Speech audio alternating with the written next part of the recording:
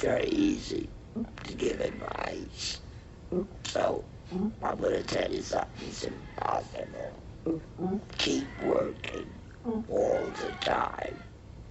See, do all kinds of plays, whether they're right for you or not right for you, because eventually time and you will catch up with each other, and your basis, which is solid, hold on to that.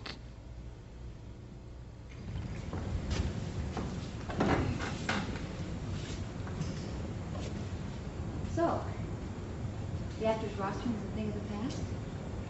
Barbara, why'd you chase them away like that? I'm tired, Sam. Well, Maury's my friend. Well, her too? Barbara, are you jealous? I'm not jealous of anything except for the way that she can eat whenever she wants to. Listen, we didn't come to New York yesterday. You know, lots of girls like Sharon. They're just a little crazy. It shouldn't bother you. Why let a crazy girl bother you at this stage of the game? Got a letter from your mother today, Sam. Oh? I was late to work and the mail came early.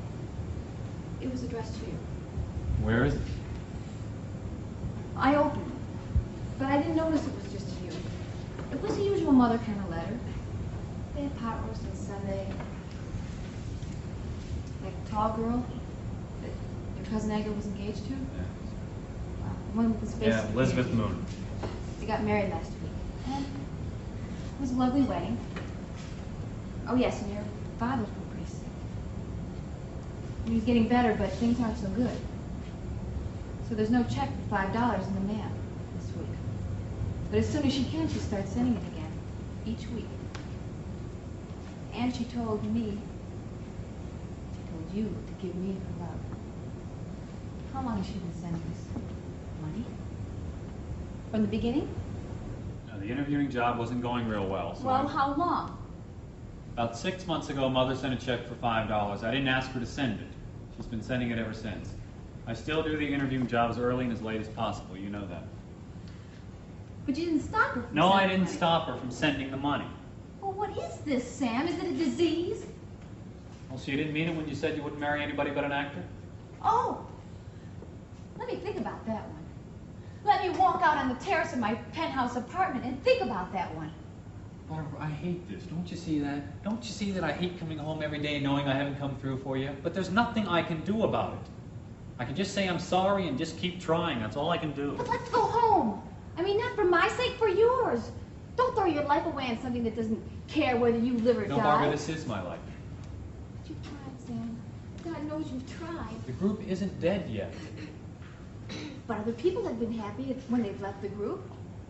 You're not happy here. Barbara, the actors roster isn't dead. Okay? They're going to get enough money. We're going to pay the rent this month, and maybe they'll start paying us some salaries. Oh, so you can sit around for the rest of your life over cheap wine and talk about Stanislavski and the group of small artists who are going to mold the pottery of the entertainment. Barbara, why are you turning on me just now? You're turning on me just when things are at their worst. Is it because that girl is here? No. Was it some stupid girl reason like that? No. Was it because it made No, it's because it's not just the two of us anymore. I wasn't sure until today, and I was going to tell you tonight, and then we could celebrate with Marjorie and Alan. I mean, it takes money to even keep from having a baby. And I want to be alive too, Sam. Don't be unhappy. Please. When? Not for a long time yet. Be happy, sweetheart. It's a baby. It's like something holy happening to us. Okay, how long have we got to keep on going on like this? I could work for a while, I guess. I mean, we need money to get home. Barbara, you got to give me another month to get to play. Oh, so it'll be 2 years and 7 months. Barbara, it's all I ask. That was your promise.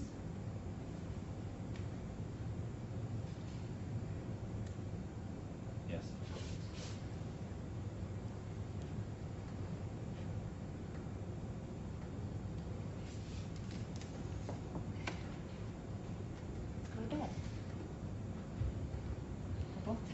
Here's the 10 o'clock. Well, the more sleep you get, the less food you need. Just like extra food takes the place of sleep. Up to a point. At least that's what I keep telling myself.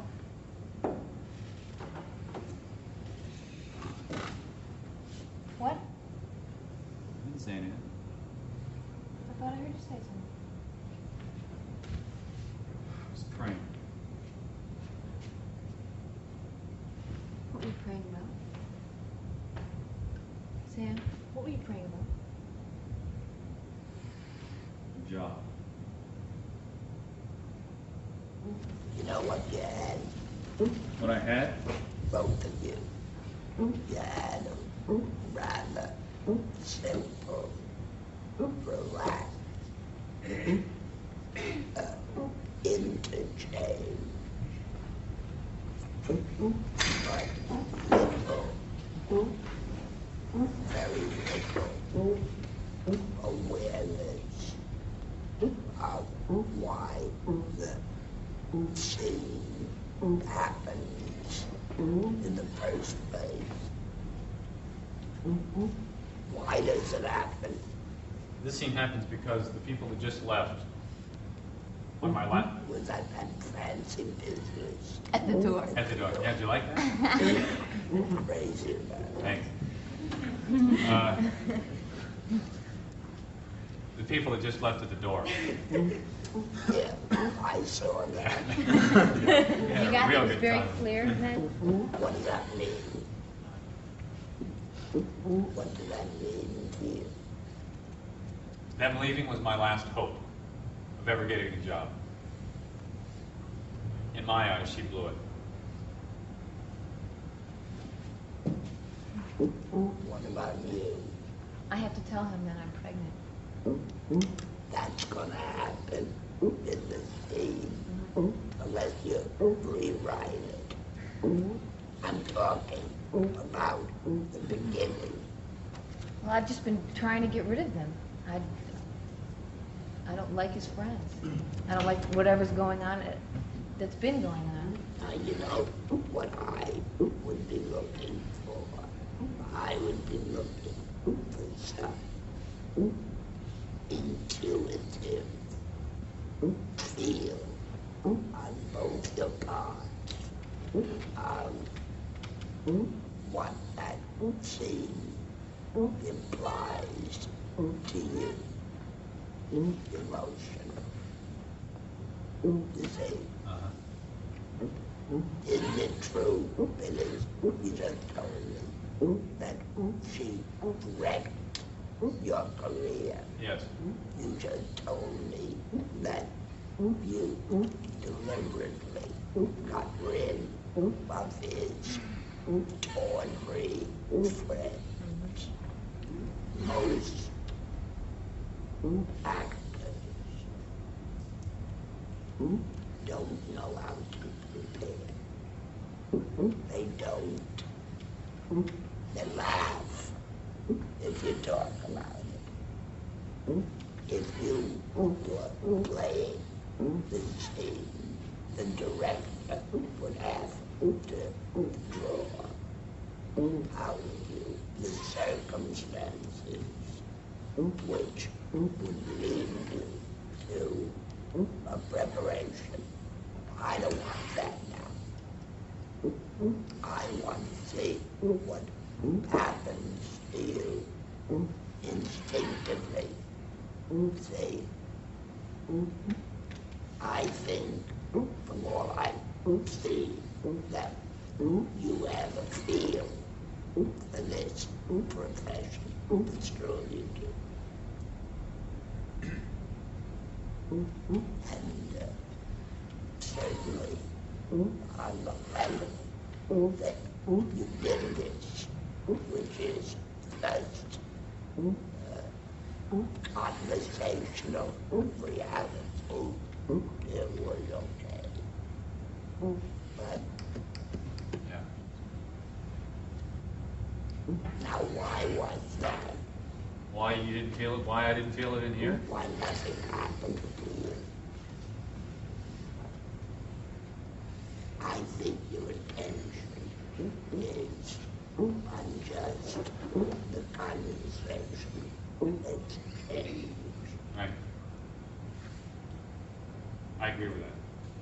But what would you do?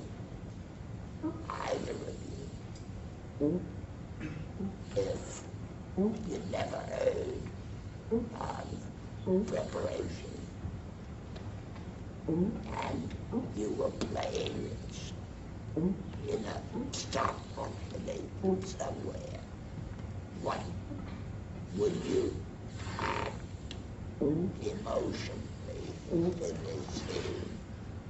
Wouldn't you know that your career is ruined? That your wife did it to you? Wouldn't you indicate like crazy? I do a lot of that. Why didn't you do it? I don't know. I know. You're afraid you won't be truthful. If I indicated, I wouldn't have been truthful. That's right. I'd love to see you indicate. Would you like to indicate that you're heartbroken with tears that go in your throat? You know what I mean? Yeah. Would you do that for me? That just rose this heartbreaking scene. So, the actor's roster is a thing of the past? Barbara, why did you chase them away like that? I'm tired, Sam. Well, Maury is my friend. Well, her too? Barbara, are you jealous?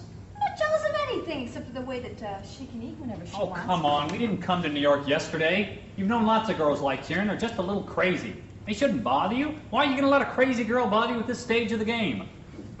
A letter from your mother today, Sam. Oh? I was late for work, and the mail came early. Well, where is it? It was addressed to you, and I opened it. I didn't know it was just to you. And anyway, it was just the mother kind of letter. They had pot roast on Sunday. Your cousin, the one Edgar, was engaged to... Yeah, Elizabeth Moon. Well, they got married last week. It was a lovely wedding. Oh, yes, and your father. You should be crying, lady. Oh, yeah? Okay. Well, he isn't very well. He's getting better, but things aren't so good. So there's no check for $5 this week. But as soon as she can, she's going to start sending it again each week. And she told you to give me all of her love. How long has she been sending us money? More tears, more tears. The interviewing job wasn't going real well. How long, Sam? About 6 months ago, Mother sent a check for $5. I didn't ask her for it. She's been sending it ever since. I still do the interviewing job as early and as late as possible. You know that. Yeah, but you didn't stop her. No, I didn't stop her from sending it. What is this, Sam? Is this a disease? Oh. So you didn't mean it when you said you wouldn't marry anybody but an actor, huh? Oh, let me think about that one. Just let me walk out on my terrace in my penthouse apartment and think about that one. Barbara, I hate this. Don't you see? I hate this. I hate coming home every day and knowing that I haven't come through for you. But there's nothing I can do about it. I can just try. I can just try and just say I'm sorry. That's all I can do, Barbara. Let's go home, then. I mean, not for my sake, but for yours. Don't throw your life away on something that doesn't care. No, Barbara, this is my life. Yeah, you've tried, Sam. You've tried. God knows you've tried. Barbara, the group isn't dead yet. Everybody, there are other people that have been happy and left the group. You are not happy here. Barbara, the actors' rostrum is not dead. They're going to get money, they're going to pay our rent this month, and then they're going to start paying me some salary. Oh, you can just sit around for the rest of your life and drink cheap wine and talk about Stanislavski and the small group of actors that... Barbara, why are you turning on me? You're turning on me just now. You're turning on me just when things are at their worst. Why are you doing that? It's because that girl is here, huh? No! Is it some stupid reason like that? No. Huh? Is it because No. that Then it's not just the two of us anymore.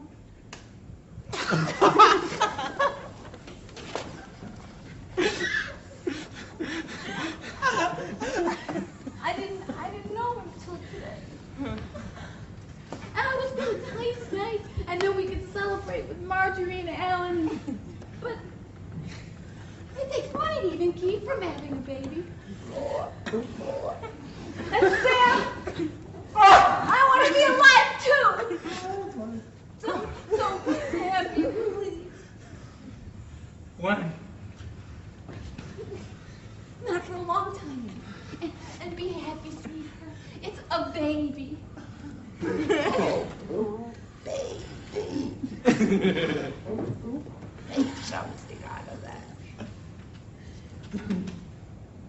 Be happy, sweetheart. It's a baby. It's like something holy happening to us. Holy. Yes, it's like something holy happening to us. How long have we got? I mean to keep going on like this. But I could work for a while, I guess. We need money to go home. Barbara, you gotta give me another chance to get in the play. So it'll be 2 years and 7 months. Barbara, it's all I ask of you. Then will you promise? Yes. Then let's go bed. We're both tired. Oh, it isn't 10 o'clock yet. Well, the more sleep you get, the less food you need. It's just like extra food taking the place of sleep. Oh no. It's gotta be very touchy. Well, the more sleep you get, the less food you need. It's just like extra food takes the place of sleep. Up to a point, I mean, that's what I keep telling myself.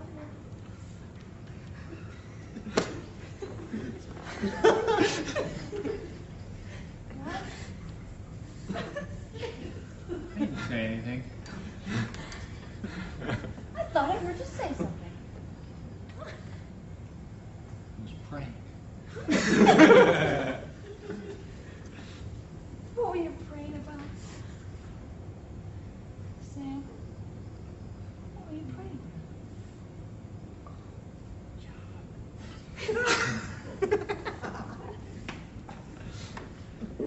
That was wonderful. And you saw.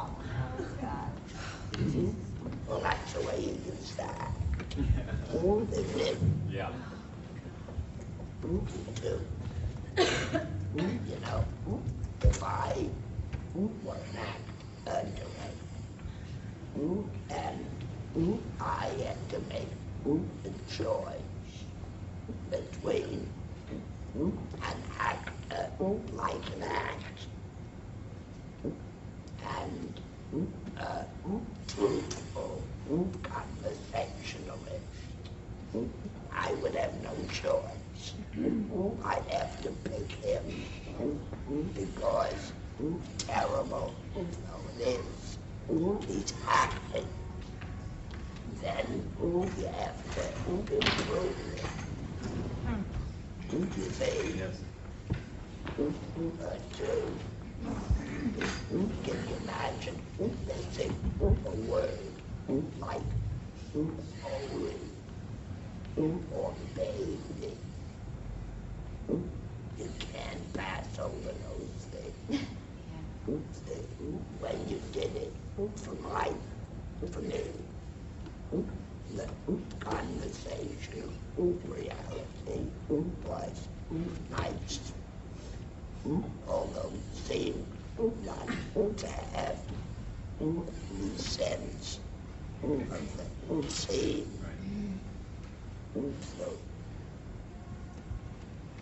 So that your natural instinct didn't work for you, either of you. It's just conversation. Right. The second time we know we don't have to talk about it. But what you need is the acting. But the truthful acting. You know? Yes. Yeah. Can we try it? Someday. Not today. Words are primarily why. The reason you say them is because you want to tell somebody, but primarily because you feel in a certain way. See? Now, for example, Humpty Dumpty, who's Eliza's pet little brother. She adores him. But he did something he wasn't supposed to. He climbed up a wall. And he stumbled.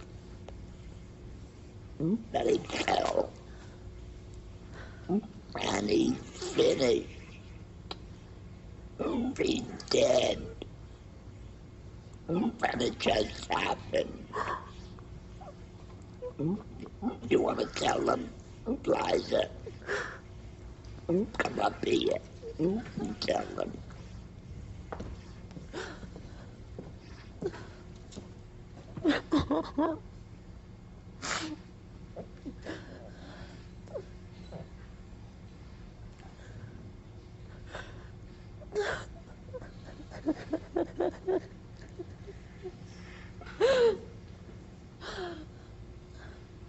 Humpty Dumpty sat on a wall.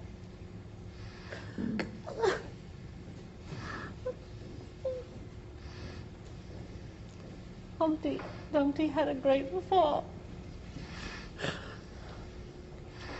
All the king's horses and all the king's men couldn't put Humpty Dumpty together again.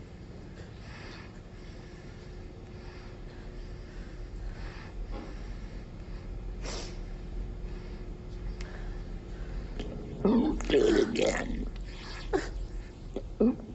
No grammar.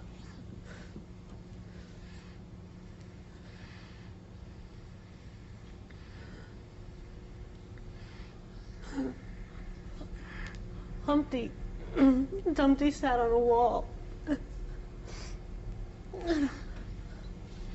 Humpty Dumpty had a great fall. All the king's horses and all the king's men couldn't put him together again.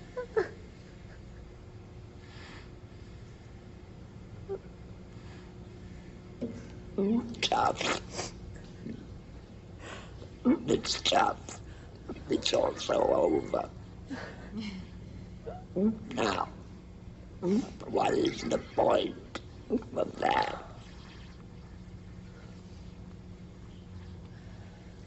To show that it's not primarily the words, it's primarily the feelings that then motivate you to speak. Yes, but let me ask you this. There's no doubt that she loved her brother, right? There's no doubt. He's dead. I know he's dead. He's dead. There's no doubt that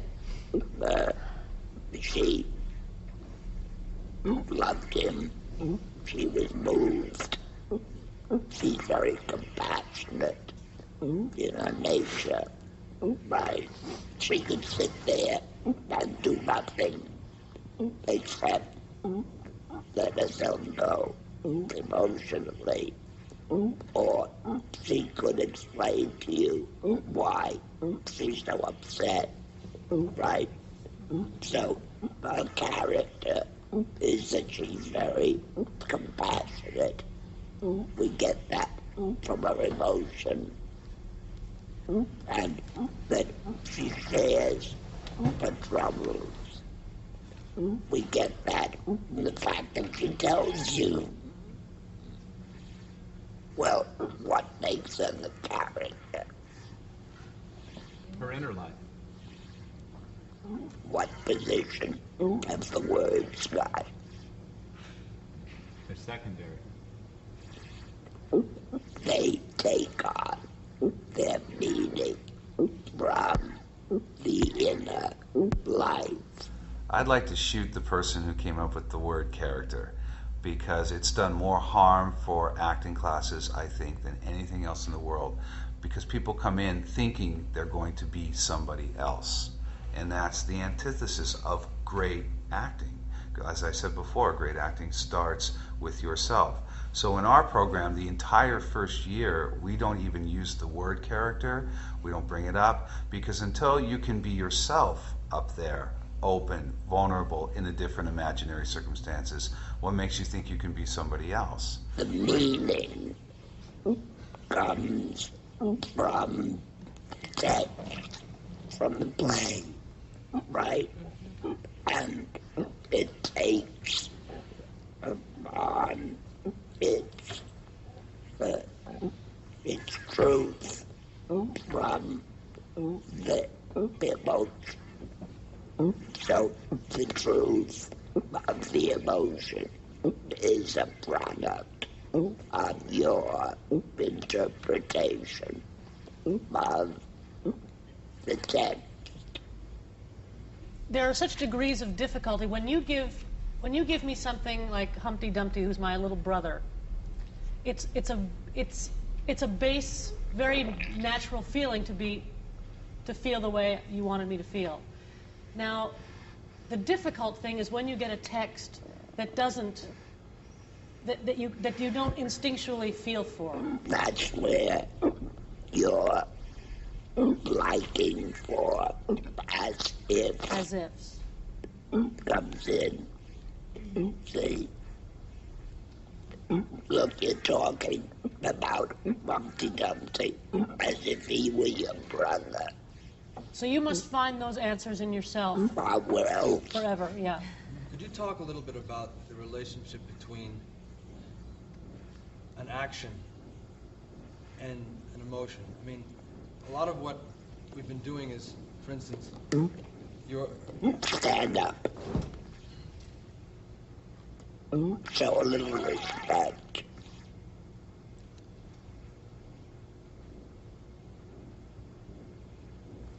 Now, I'm going to tell you something. Did you do what I told you to? Yes. Did it do something to you? Yes. That's the difference between doing something and what it induces in you emotionally. So sometimes just by doing something, that induces in you an emotion.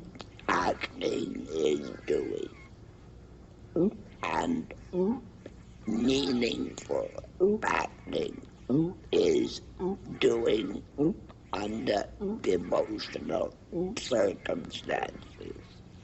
So, like we were talking about this morning, it's really important to fantasize a lot, because you might start out with a lot of fantasies that you think mean something to you because you want them to mean something, but they don't. Did you ever walk on Fifth Avenue?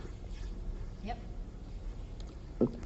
Did you ever see a dress that you'd give your eye teeth to own and can't? Yeah. What that induces in you is emotion, right? Yeah. Suppose you saw a woman wearing that dress. What could you do to her? What could I do to her? Isn't that all? The jealousy. Isn't that all? Something that's not induced by reality. Imagination. This is an emotional profession. In the first year, we learn the independent activity, the what you're doing, the why you're doing it, the when you're doing it, and the where you are. And there's so much emphasis put on that independent activity that I'm wondering, how do we use that? That concentrates you. It's good for your concentration. It teaches you to give yourself over wholeheartedly to what you have to do. That's what it is primarily. I thought I heard once you saying something about the independent activity being the key to character acting. If you are doing something with all of you involved in the doing, that colors everything that you act, that makes you active, right? Right. A character, which is just as inner, dictates how what you're going to say and do comes out of you. So a character is inside. It's specific, and so is the independent activity. Character comes from what you're doing, and what you're doing is valid because it's filled by the emotion. The more completely you do it, the more alive it is emotionally. If you're playing a character, is it almost like putting a filter over your own behavior? Do you know what I mean? Is it almost as if everything that you receive and everything that you give back is filtered through a particular point of view? That last I'll go with. See, get up.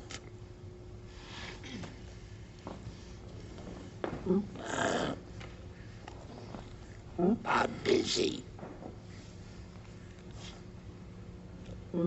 Introduce me to her. Sandy? This is Katina.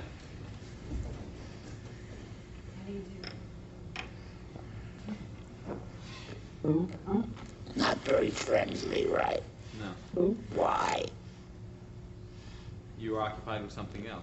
No. She once turned me down. Oh. You see? Stand up. The why then? Why you do what you do in a certain way. Introduce me to her. Sandy, I'd like you to meet Katina.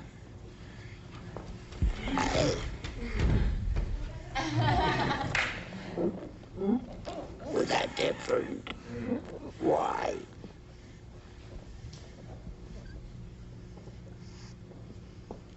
You don't know, but I know. I like her. So what I do in a certain way because of a characteristic. So there's always a reason why you express your feeling differently. Of course. Yeah. And where does it come from? Imagination. The character and the way it actualizes you. Gary, see, he got back again into class because his father gave the school money.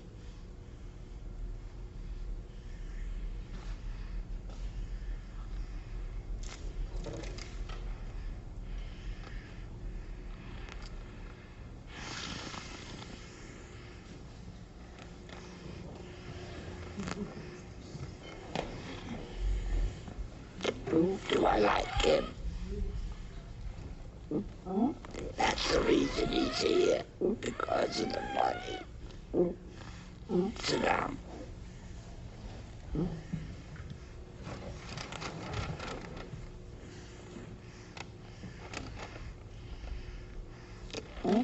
Gary. Sit down. Quite different. That's because his father gave the school money. So you become a different character because of the way you... I do it differently.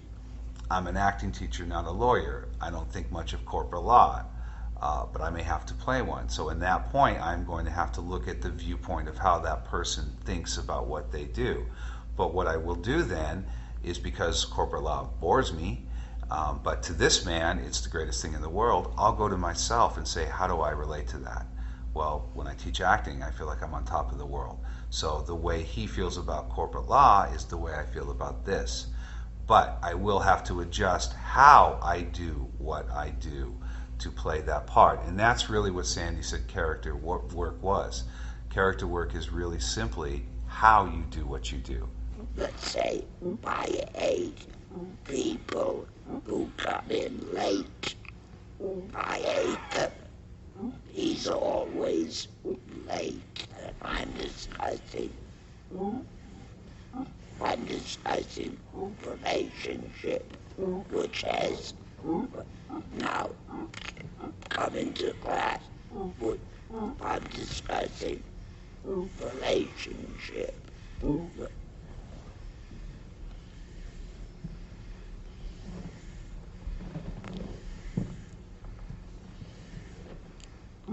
What was I saying?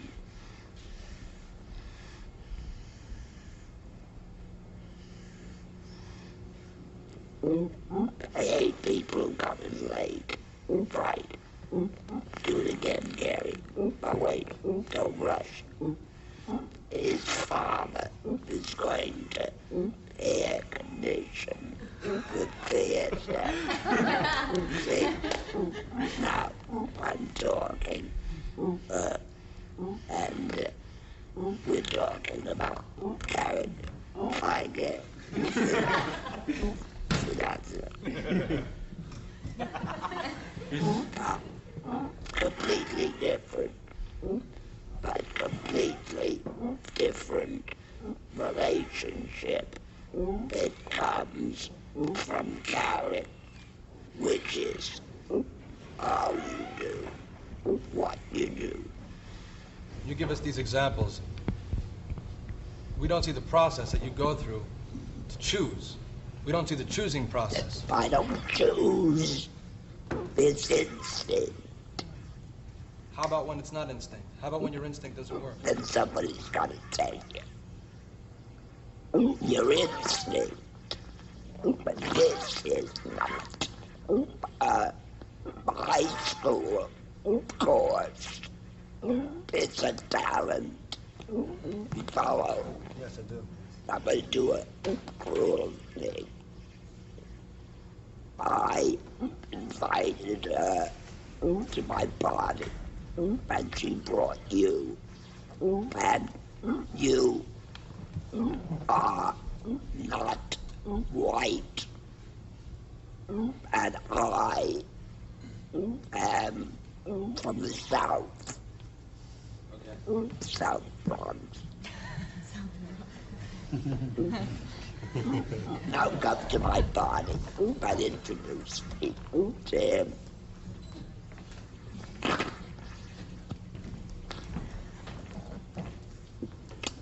So, Hi! How are you? It's nice to see you. I'd like you to meet my friend Jose. Hello. Have a drink. Thanks. Have a drink. You can have a drink.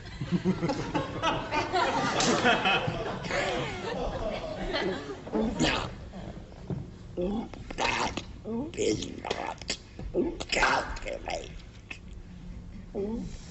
Do it the way you think. Believe me, there'll always be somebody somebody to tell you you're wrong. I really wish that I would have been around when he was on stage. Having worked with him for 14 years, yes, I saw the same thing in that he's a wonderful actor, but I can't imagine how good he must have been actually in a play on stage. Let me hear this scene done improvisationally. So the actor's roster was a thing of the past. Barbara, why'd you chase him away like that? I'm tired, Sam. Where's my friend? Her too? You jealous? No, I'm not jealous of anything. Okay, we can talk about this. This is coming out of nothing. Right. It's not coming out of any preparation. Right. Right. Now, what are the circumstances that precede this scene? They've just had a party. But we were supposed to be entertaining friends of ours from Ohio. We've moved from Ohio to New York. And instead... That's not essential. It's not... Well, we're entertaining his friends instead of mine. And you threw them out. Yeah. Now, you want to be an actor. Right. Do you really? Yes. Who did she throw out? Very important friend in the business. Who have you got left? Nobody. So you're alone. Right. You've been destroyed. Devastated.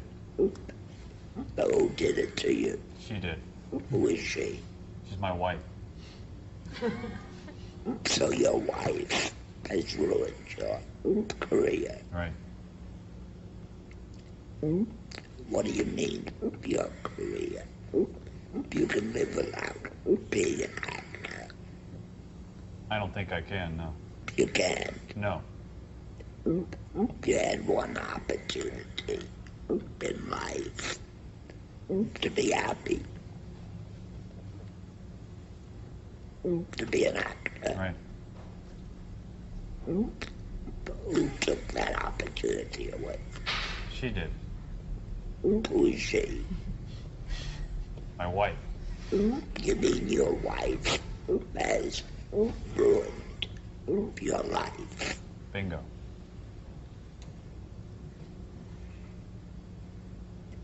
You have no more career. Right. Who did it? She did.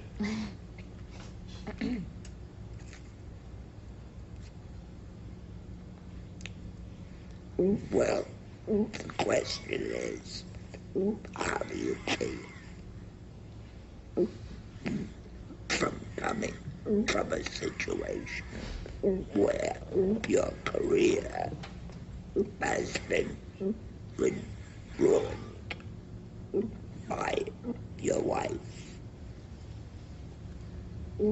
See, that's the question out of which you've got to have that before we even see you. That's no mere thing to say, and that is, I have been destroyed by the one person who should have come to my rescue. Right.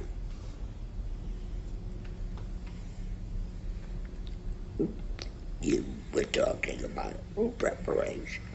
Yeah. Why did you do it? Because it wasn't what I expected to happen that night. And, That's a generality. yeah. Because this is what happens every time. That's another generality. Because I don't want him to be an actor. Is what kind of a life have you? We have nothing. We have absolutely nothing. You have nothing. No. You're pregnant. Yeah, Who pays for the food? I do. Who doesn't know what the next supper is coming from. Me. You're pregnant. Mm-hmm. Who are his friends to you? Who are his friends to me? They're my enemies. They're bums. Have you ever found yourself in a position of being so upset inside that if you could, you'd jump out of the window? Well, very few people have, but acting is imagination. Yeah. Now, you have a pretty lousy life, and to get some relief, you insulted his friends. If they're dirty, get them out of your sight. You follow? Yeah. You ruined him in the morning, but that doesn't count. You're in a hell of a situation, aren't you? Yeah, I'm stuck. But I said I'm stuck. stuck. So is a corpse. You see? Yeah, yeah. So are you stuck. Now before you can open your mouths, you have to have a full preparation. Turn your back on them. And prepare. When you're prepared, turn your back on him. Okay. And do the whole text that way. Okay. Right now. Can we prepare right now? Northeast. Southeast.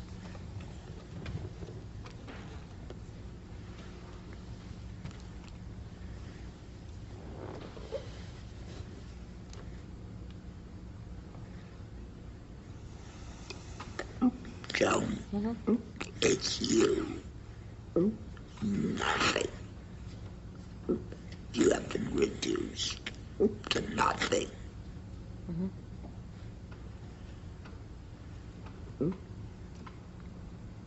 Go ahead. So the actor's roster was a thing of the past. You could never do that. That's no preparation. I'll show you something. Okay. Although,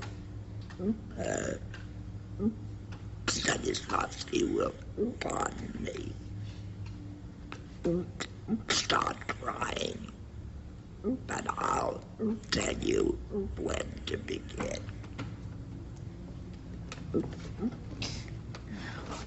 I don't care what you do to yourself. Pull your hair out.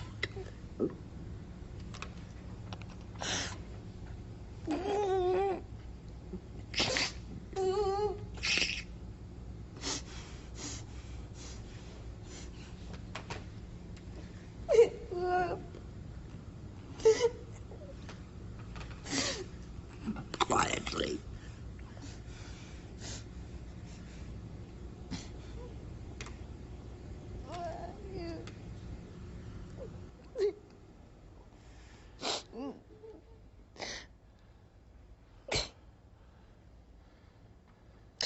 So, the actor's rostrum is a thing of the past.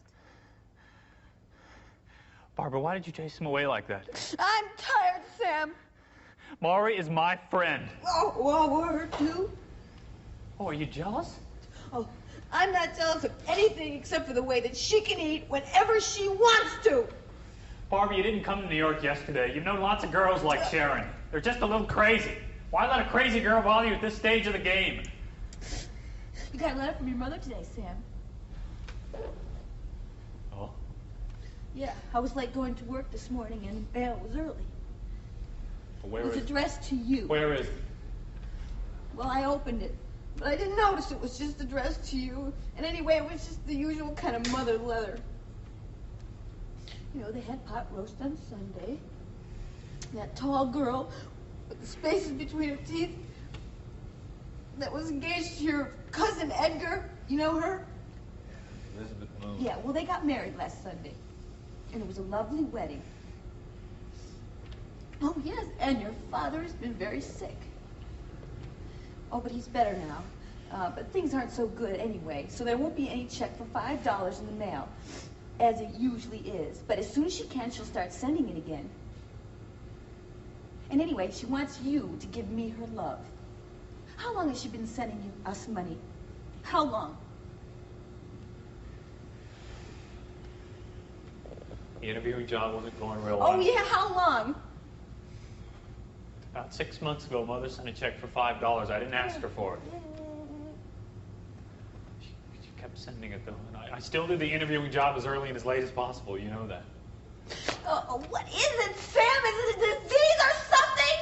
Oh, so you didn't mean it when you said you wouldn't marry anyone but an actor, huh? Oh, let me just think about that one. Let me just go out on the terrace of my penthouse apartment and think about that one.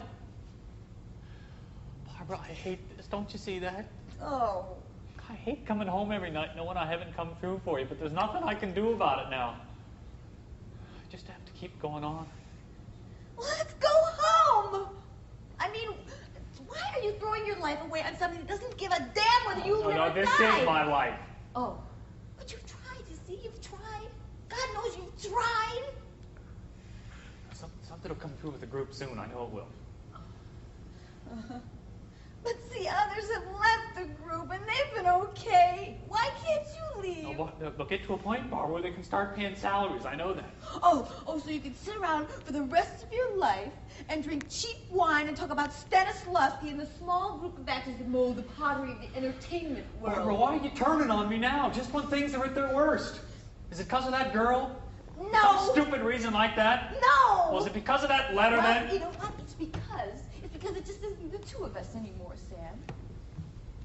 And I didn't find out until today, and anyway, I was going to tell you tonight that we were supposed to celebrate with Marjorie and Alan. And anyway, it takes money to even keep from having a baby, Sam. And I want to be alive, too.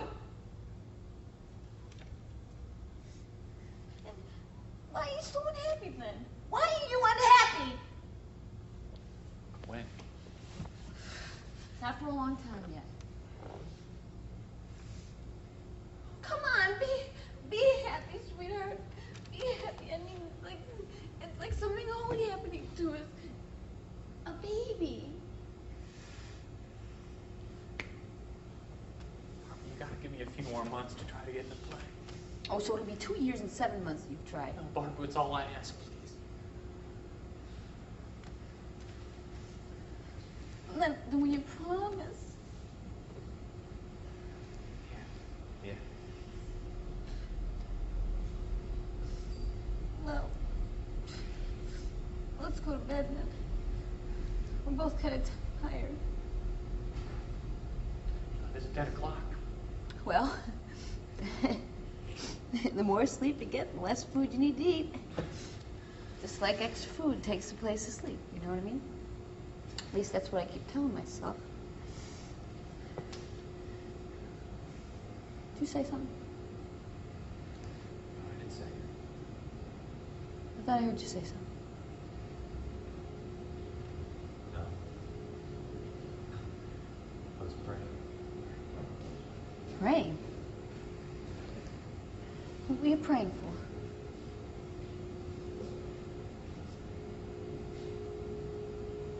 What were you praying for?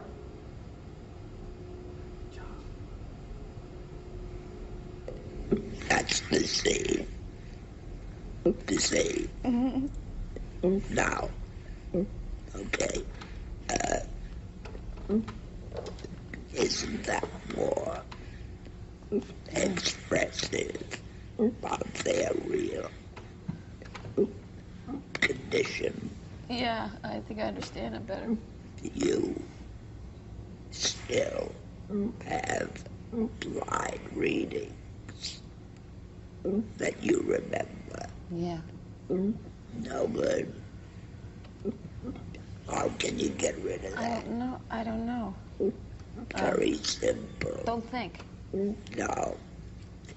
Think if you want to. As long as it doesn't interfere with your act. Work on him. Stay. Yeah. Might. Who is he?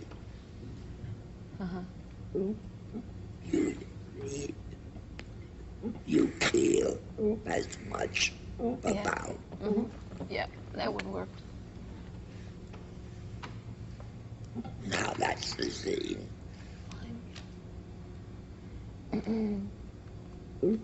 That's the scene about a girl in trouble and a boy in trouble.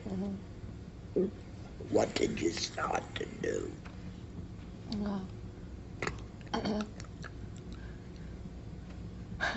Lines. Right. To say, where did you get the habit of those line readings? It's a mistaken security. So if you do it once and you think you can do it again the same way. If you say something it feels right when somebody says, yeah, I understood that when you said that. So you try to do it again. And you just you got it in your head, you know exactly which little intonations you made, everything. And you can do it again a million times, and every time it's not real because it wasn't the first time. But it's a real bad habit. It's a dangerous world. We're talking about preparation. We're married. She has been away in Hollywood. I'm an out-of-work actor in New York. What else? We've only been married for 6 months, and I take it I've been away somewhere, I don't know, what would you say? It could be a week, 2 weeks, and he knows that I've been seeing this man that I used to see, and I am coming back to New York because I'm pregnant and I want... Not by me. Not by him, by Maury, and I want a divorce. Talk about your feelings. My feelings in the scene? Your feeling for the scene. Of course, I don't like being put in the situation of having to come back and ask him this. Well, everything you've said so far resolved itself down to one. You don't want to be in this position again. You don't want to come back. You don't want to be pregnant. You don't want to have cash in any favors. Now those are 3 things. Except I do want this baby. You want your cake and eat it. That's a, yes. Yeah. However, that's telling the story. Suppose you despise him and behave as if you've come back to him. That Wouldn't change yourself. But you want to be blunt and to the point. But you can't. Because, you know, he still would say yes. Come back. What would you do?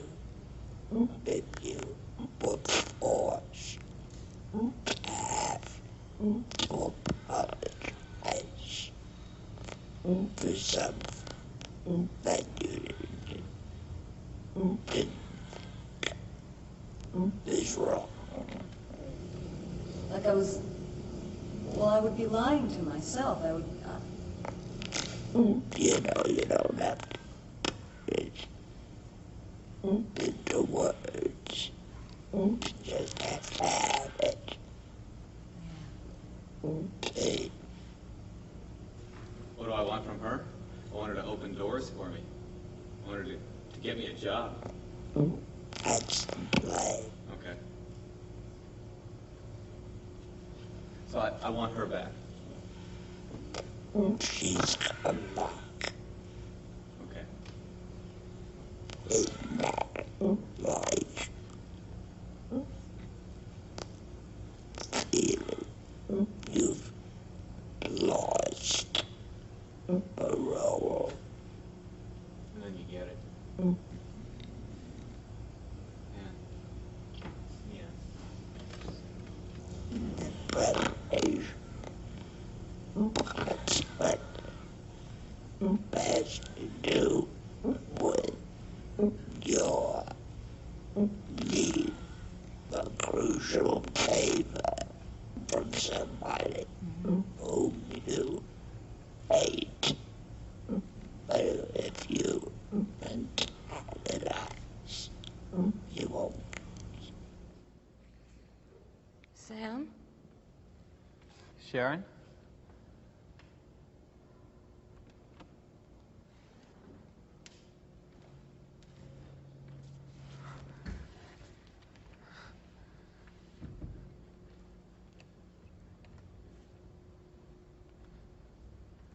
I just got in. Hello.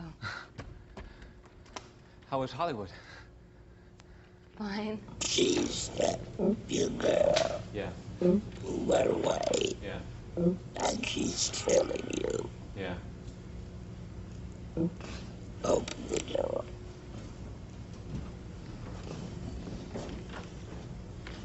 And come in.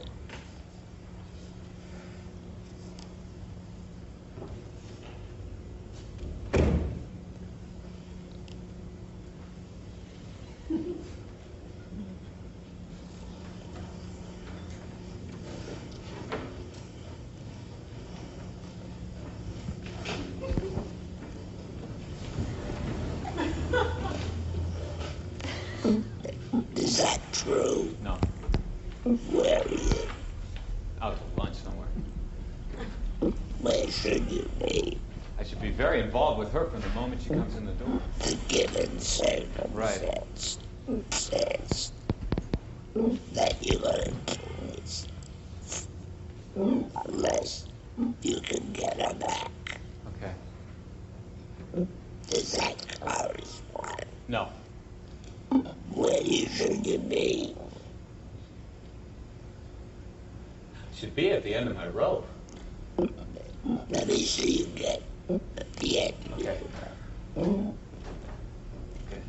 You got a rope. No. It's all emotional. It all comes from you. Right. Then we'll see what she does. Okay. There.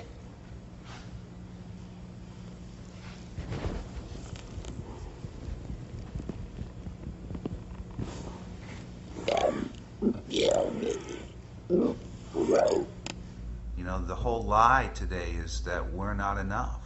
If we don't buy this, we're no good. If we don't get this car, we don't get the girl. That we need things to be complete. And what Sandy's work does is it teaches you to be really authentic into who you are and step into that and reclaim your power, because we've given it up for all of these years. And when people do that, then they stop being afraid. They stop being afraid of who they are or what their possibilities is or what they should and shouldn't do, because this whole technique is truly about reclaiming and empowering yourself. Sam? Sharon! What are you doing here? I just got in. Hello. Well, how are you? Fine. How was Hollywood? Okay. Did you get a suntan? Sorta. I'll try and catch up. Do they have a studio audience for the radio show? I have to go over to the Guild to see about a play. I've been looking sort of pasty, so I'll be with you in a minute. You look fine. I mean, the back of you. 1 minute. Sam, I have something I want to tell you. I didn't want to write it. I wanted to tell you in person. Well, what is it? I want a divorce.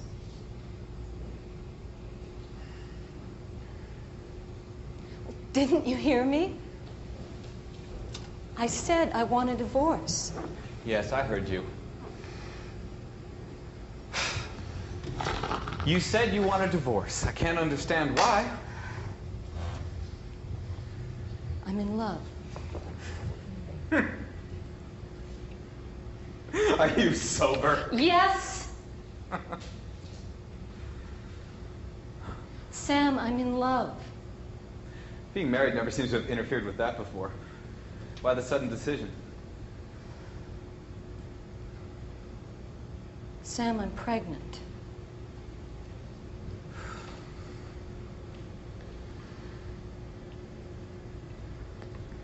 Maury? Of course it's Maury.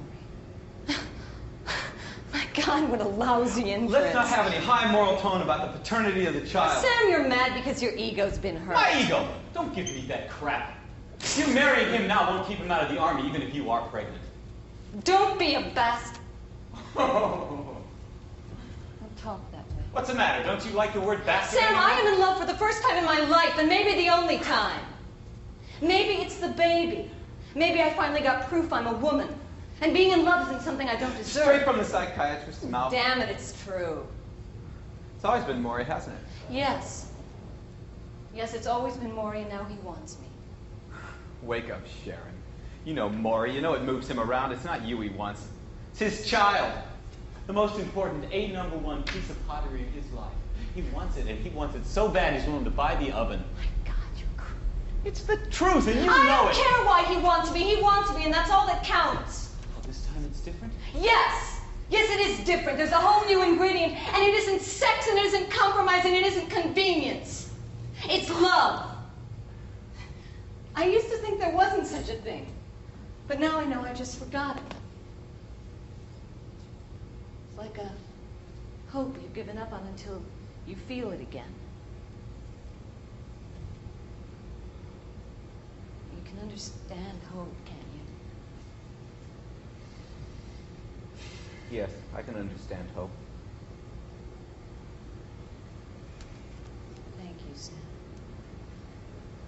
I knew you'd understand. No divorce. Sam, don't say that. No divorce. Sam, look, I want to work this out. I want to make you understand. I know what you must feel, but... No divorce! Anything, Sam, anything I've got to give, just name it, it's yours. There's no ceiling, Sam. No divorce. This is my last chance. Sam, please, I beg you, let me out.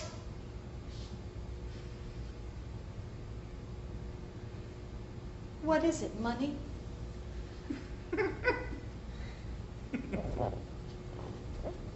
Hollywood.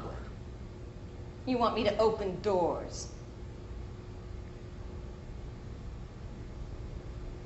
That is the price, isn't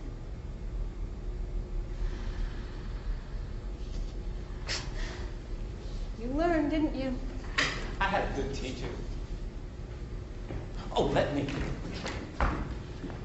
Whether you believe it or not, best wishes.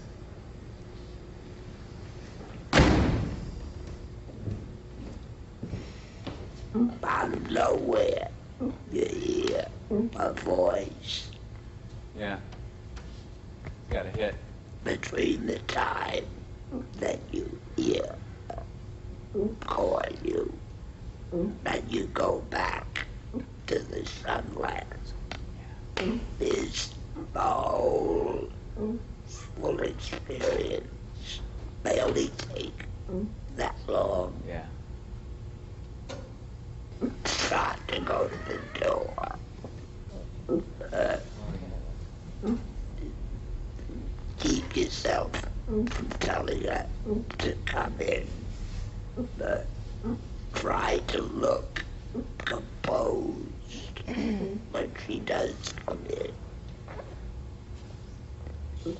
All those little things, if you carry them out, will help you. How long have you been in this city? I just flew in and came here immediately. You gave the taxi driver your old address, where you lived together, and you burst into tears. Now there's nothing in the play that signifies that. That's your invention. Yeah. See, this is a plea for freedom. Those are the things which will strengthen it emotionally. What you want is your liberty, your happiness, right? He's like the judge. Whenever I know that they're waiting for me and I have to, and I'm supposed to be out there, I mean, I guess I'm result conscious or I'm watching myself. The emotion doesn't come.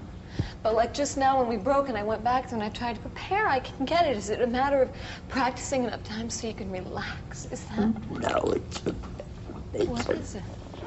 It's a question of being willing to not let it be as good as you hoped it would be. Of all of the exhibitionistic professions, this is the worst one to follow. Yeah. Dances come next. What does that mean? What is the root of why you want to be an actor?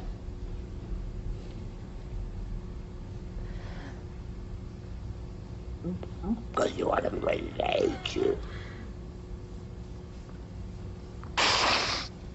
Nope. You know?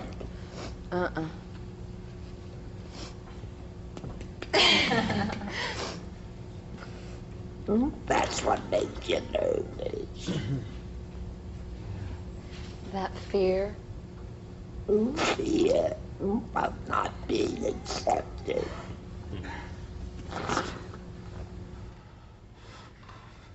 Sam?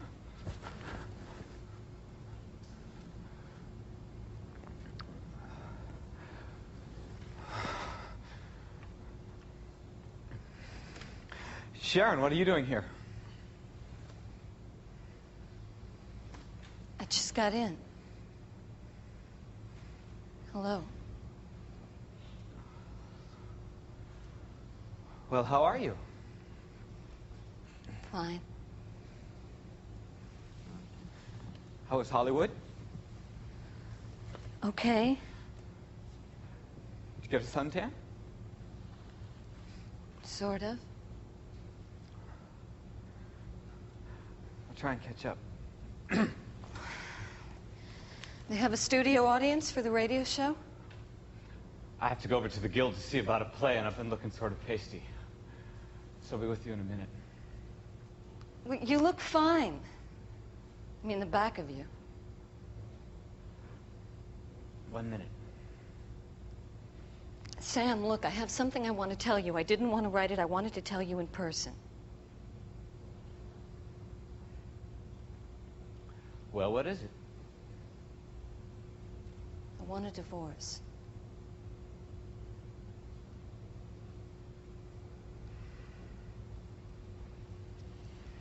Well, didn't you hear me? I said I want a divorce.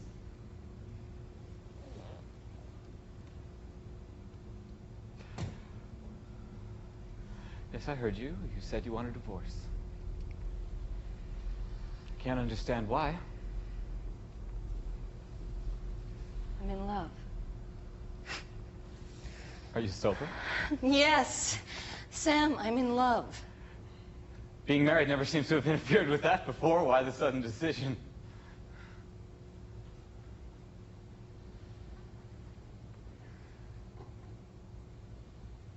Sam, I'm pregnant.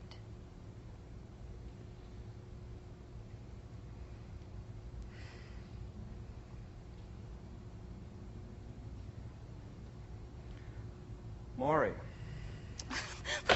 Of course it's Maury.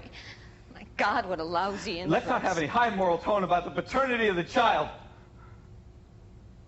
Sam, you're mad because your ego's been... My ego! Don't give me that crap! You're marrying him now will not keep him out of the army, even if you are pregnant. Don't be a bastard! Don't talk that way. What's the matter? Don't you like the word bastard anymore? Sam, I am in love for the first time in my life. And maybe the only time. Maybe it's the baby. Maybe I finally got proof I'm a woman and being in love isn't something I don't deserve. Straight from the psychiatrist's mouth. Damn it, it's true! It's always been Maury, hasn't it? Yes.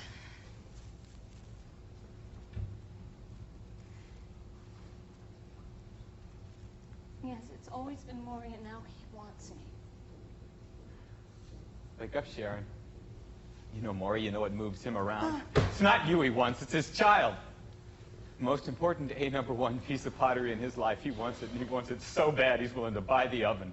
My God, you're cruel. It's the truth, and you I know don't it. care why he wants me. He wants me, and that's all that counts. This time it's different. Yes. Yes, it is different. There's a whole new ingredient. And it isn't sex, and it isn't compromise, and it isn't convenience. It's love.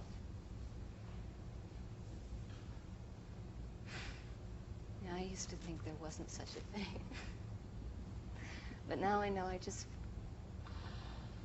forgot it.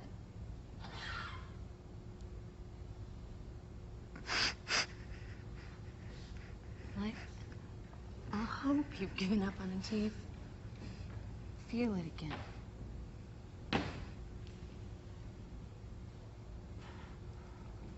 You can understand hope, can't you? Yes, I can understand hope.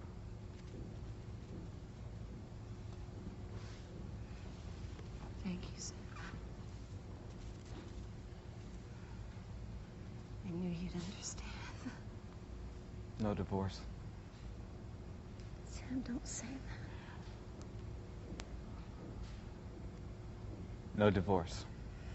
Sam, look, I want to work this out. I want to make you understand. I know what you must feel, but we'll find a way. No divorce. Anything, Sam, anything I've got to give, just name it. It's yours. There's no ceiling, Sam. No divorce. This is my last chance. Sam, please.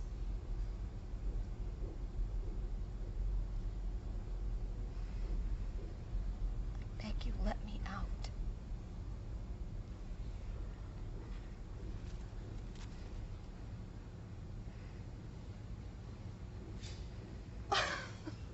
Well, what is it, money? Hollywood.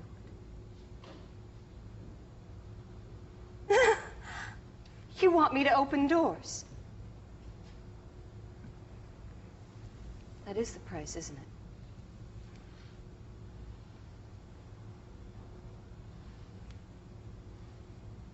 You learned, didn't you? Had a good teacher.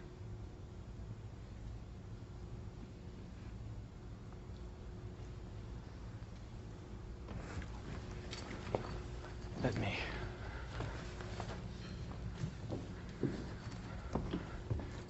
Whether you believe it or not, best wishes.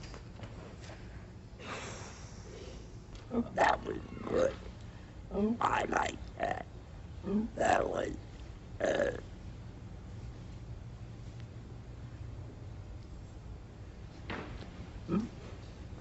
was simple, it was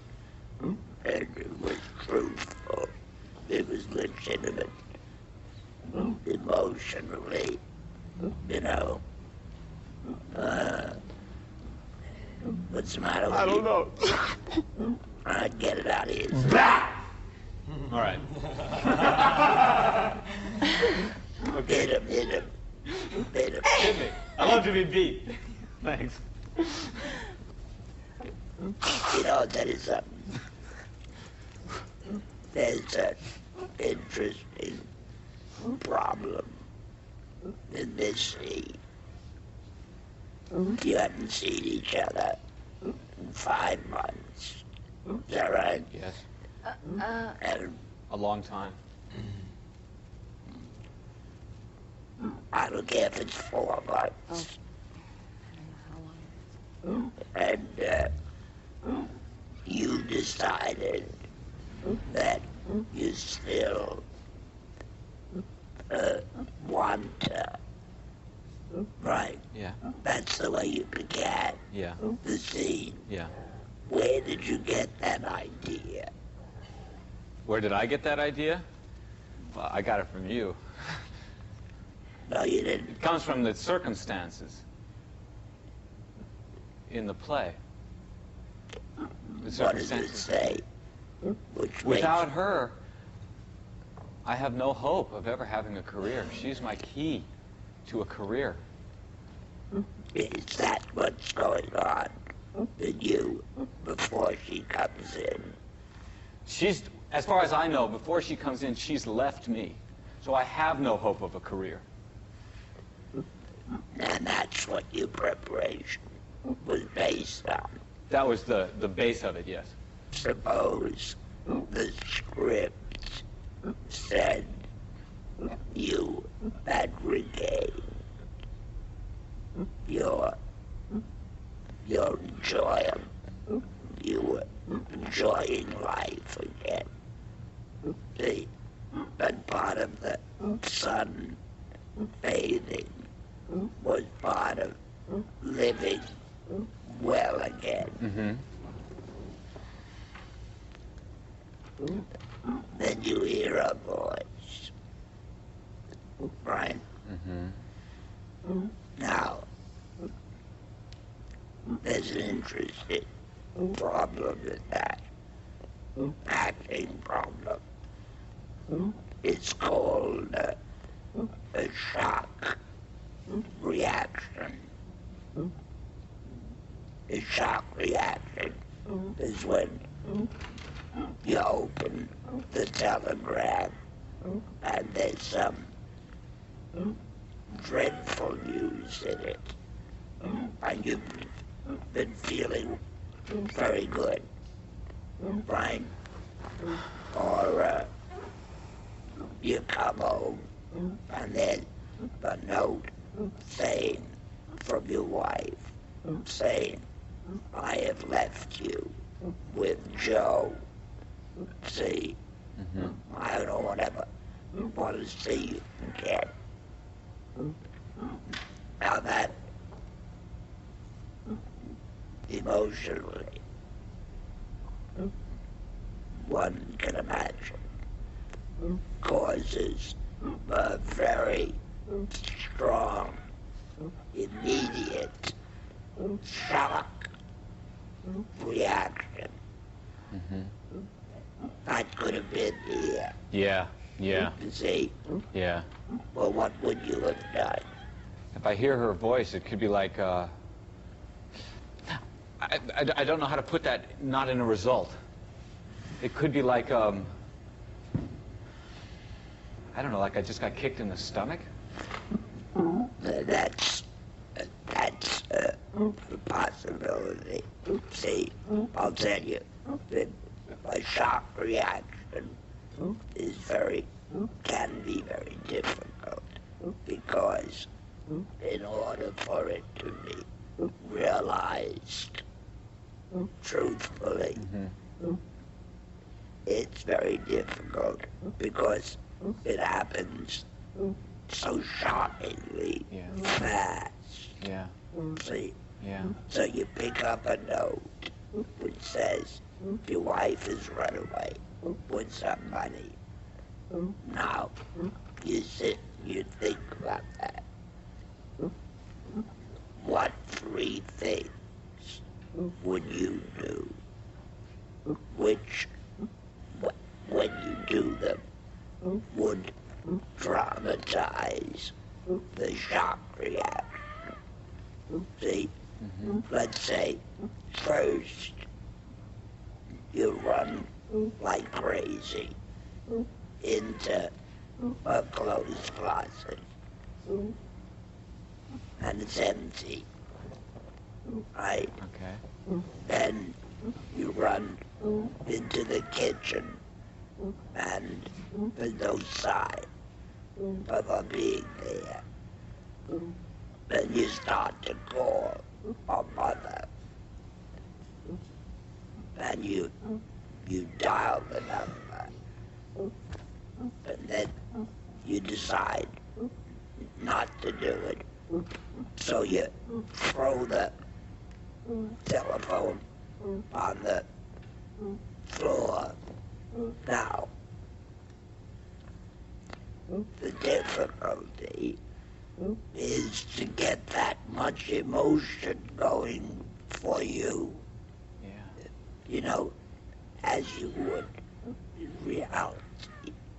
But if you do every one of those consciously chosen things, really doing them, really know why you're doing them, it will induce the emotion that ordinarily you would have to pull yourself up by the bootstraps and fake. Yeah. You follow? Yeah. Now, that's why if you had been lying there for the first time in months, feeling good, Yeah, things went right today for a change. Whatever. and suddenly you hear a voice that induces a shock reaction in you, then it's a question of how to break it down. Just a minute. You say, 1, it's as if somebody punched me in the stomach, right?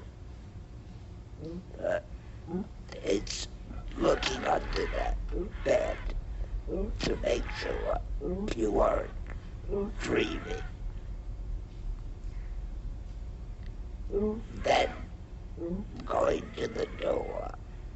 Now, if you do each one of those chosen things fully, it will induce in you the emotion that otherwise you have to push yourself, and it's chancy. Yeah. See? Because otherwise you're going after the emotion directly. That's right. Instead of doing what you've chosen, knowing why you're doing it, it brings with it its own emotion. Suppose you said to yourself, if he'll give you a divorce, you'll kill yourself.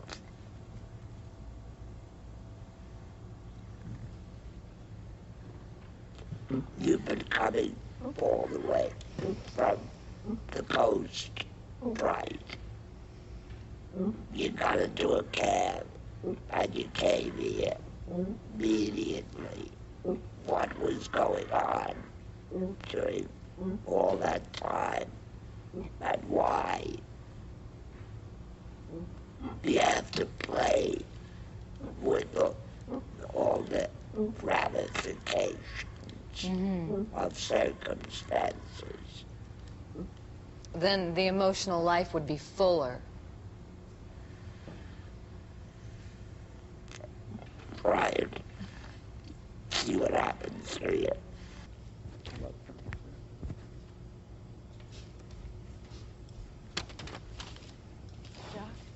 Hello, man.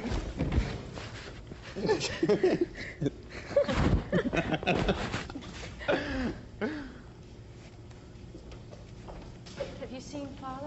Yes, he's down there in the garden puttering with the flowers. Does he know you're here? No, I don't think so. I saw him down there in the garden. That's a new one. He used to call everything petunias. You'll find some other changes in him if you look closely. Oh, this one I like. He's got a harmless occupation at last.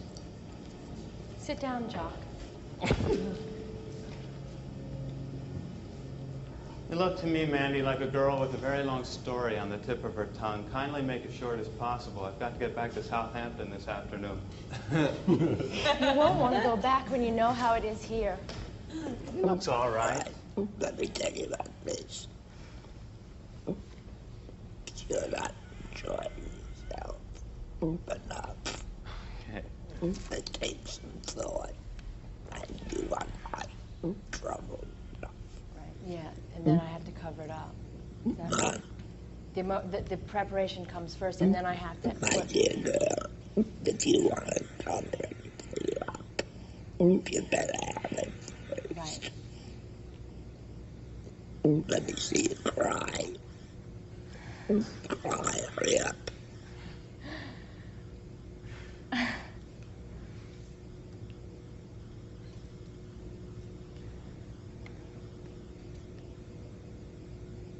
When I tell you to, stop with script.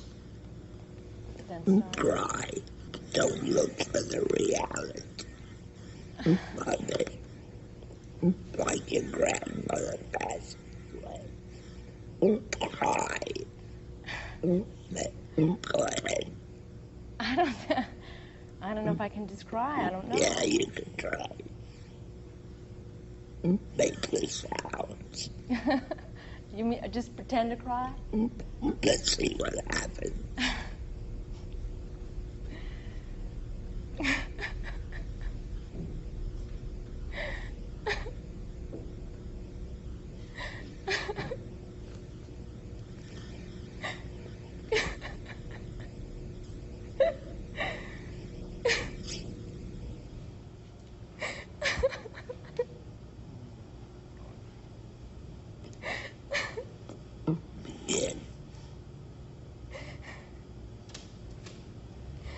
Jock. Hello, Mandy. Have you seen Father? He's down there in the garden. Does he know you're here? No, I don't think so. I saw him puttering down there with the flowers. That's a new one. He used to call everything petunias. You'll find some other changes in him if you look closely. Well, this one I like. He's got a harmless occupation at last. Sit down, Jock. You look to me, Mandy, like a girl with a very long story on the tip of her You tongue. see, all that is valid. Because you can be interpreted as having a very strong feeling if you could find some amusement in being a kid that would start to see. So, laugh, cry, hurry up.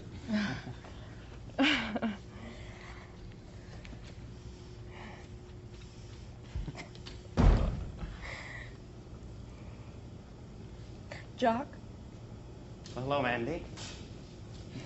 have you seen Father? Yes, he's down in the garden. Does he know you're here? I don't think so. I just looked down and saw him puttering with the flowers. That's a new one. He used to call everything petunias. You'll find some other changes in him if you look closely. Oh, this one I like. He's got a harmless occupation at last. Sit down, Jock. You look to me, Mandy, like a girl with a very long story on the tip of her tongue. Kindly make it short as possible. I've got to get back to Southampton this afternoon. You won't want to go back when you know how it is here. We'll argue that one later. Shoot. You better snap out of that beach club lightheadedness of yours, because you and I have run into something desperately serious. He looks all right. However he looks, I don't think he has much longer to live. What's he got? There isn't a name for it. You might say spiritual malaise in its most malignant form. Spiritual malaise, my foot. You'd say something like that only if you'd been to Bennington. There's every sign he intends to kill himself. No, I don't believe it. I don't believe it, not him. That's just what I was saying to Toby last night. Well, who's Toby? Dr. Wells' son. He's also a doctor.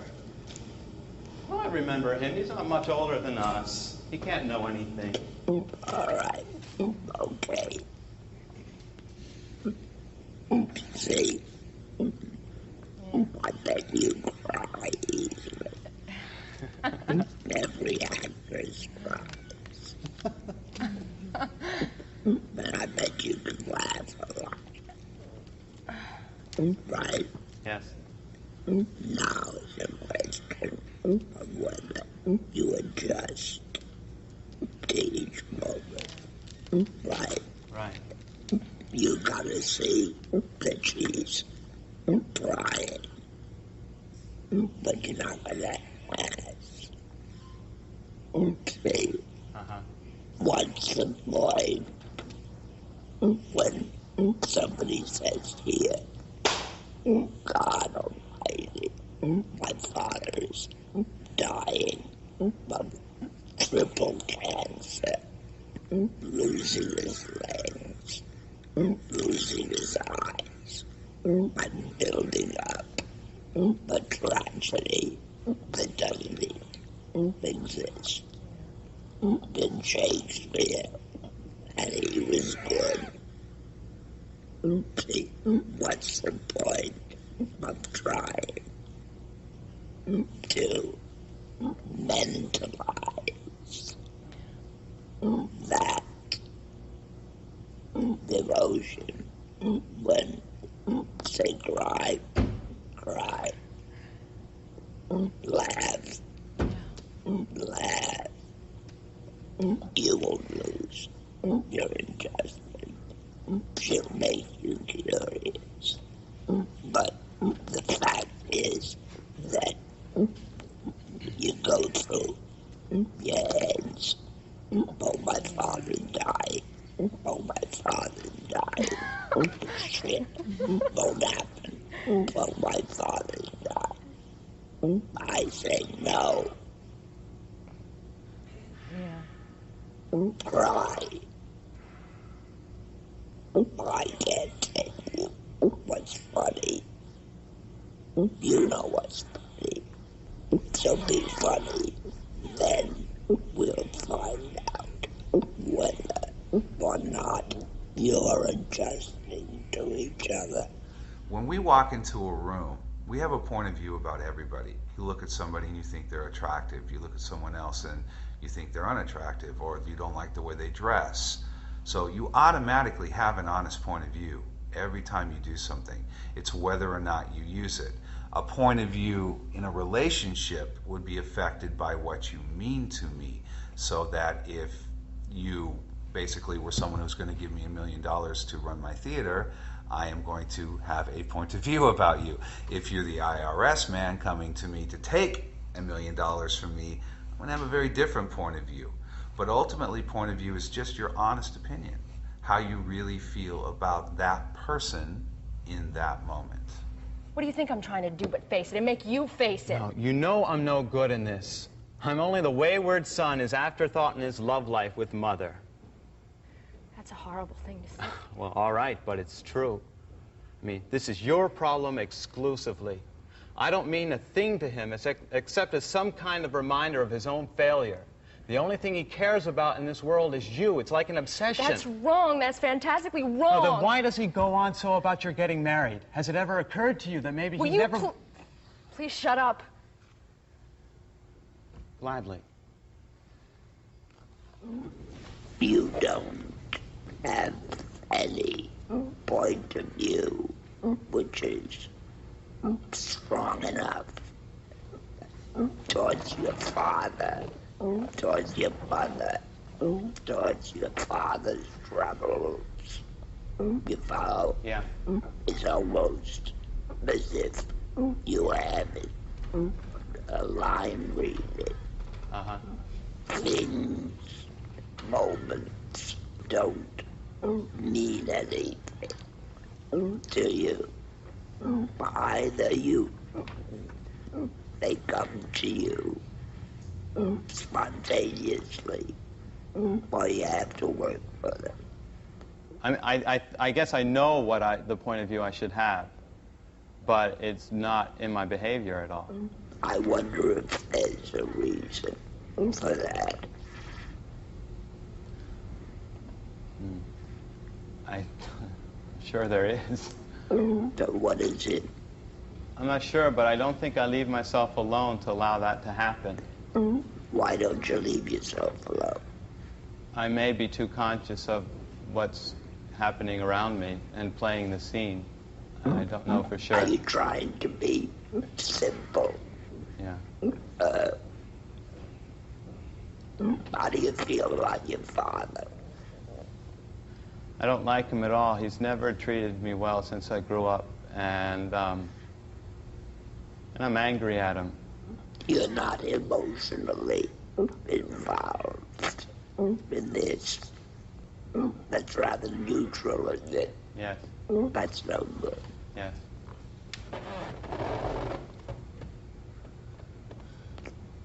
What do you think of your father?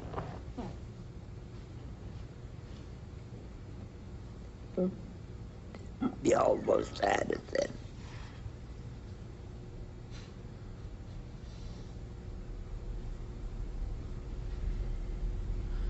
I think he's a real bastard. He's been a shit. Let me see you express that without words. What do you think of your father? No words.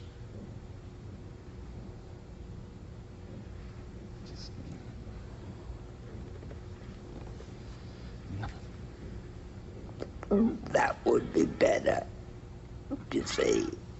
Now the fact that you don't have a point of view.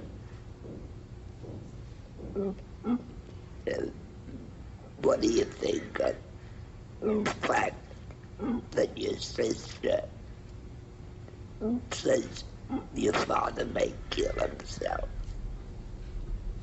That's ridiculous. Not words. Oh. It's a joke. What do you do when you hear a good joke? I laugh. So laugh. You follow? Yes. In other words, there is no meaning for acting in what you're doing. You can do it by the way in which you read the lines, which would be empty, or you can do it in the behavior. Mm-hmm. Now I'll do the worst thing I can possibly do.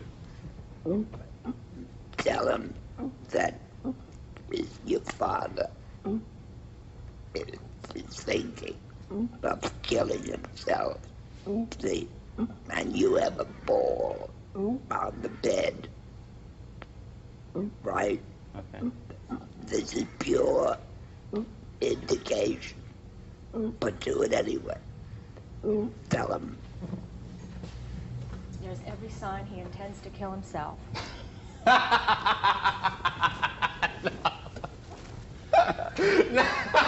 Not him. No, not him. I don't believe it. I simply don't believe it. That's better, but not as vindicated as you would think. See? Now, you are not full enough. Yes, what? Yeah, I know. This is a hard one for me. It's a hard one for you. Yeah. Why? I guess hysteria doesn't come easy for me. I don't like... Who says you have to be hysterical? Oh, that's what you wanted me to come in from. I don't know. Don't be literal. Okay. See? Yeah. You are in real trouble. I don't care what it is. The source of preparation is not what you achieve. Right. It's where it comes from. Right. Do you understand that? She's your sister. I thought she was your bookkeeper's assistant. Go out for a minute and come in and let me see you greet your sister. Do that.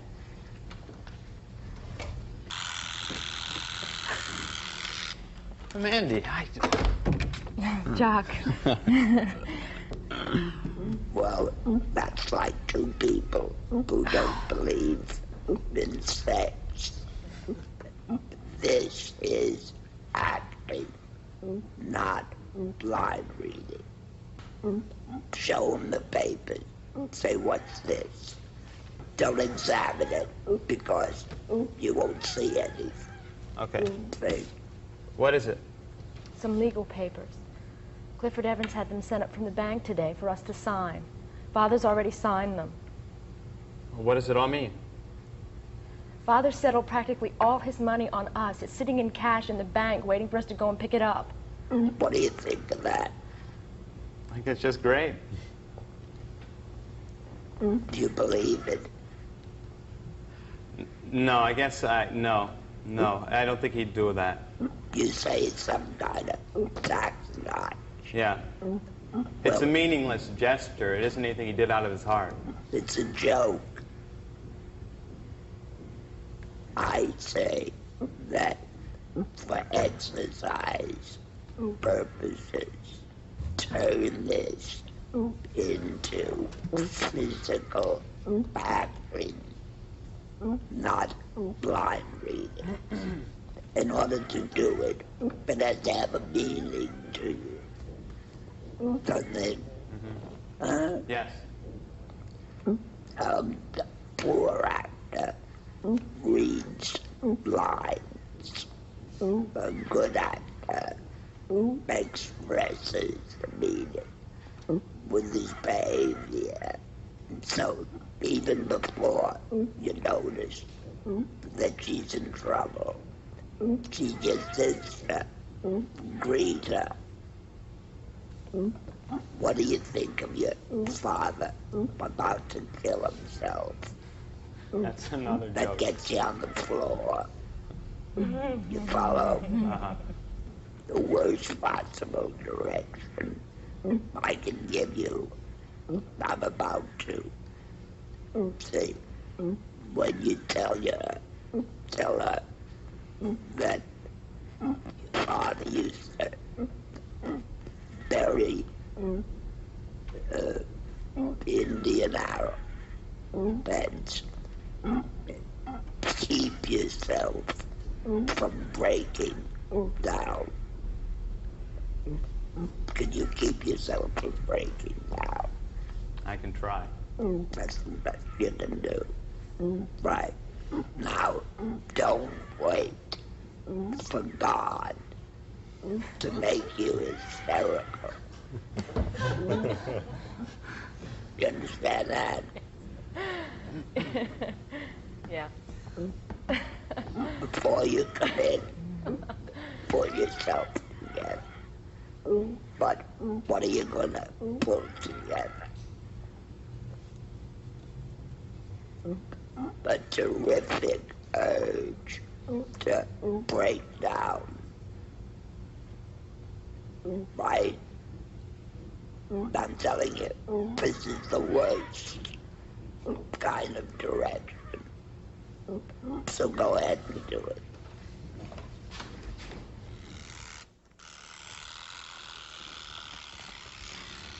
Hello, Mandy. Jack, have you seen Father? Yes, he's down there in the garden. Did you hear the way she said that? Barely. Barely. Yeah.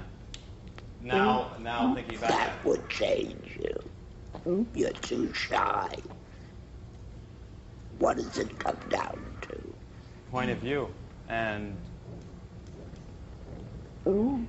behavior. A good actor expresses himself through his behavior. A poor actor reads the lines. Take your choice. Now I'll tell you something on preparation. Start crying. Mechanically, who cares?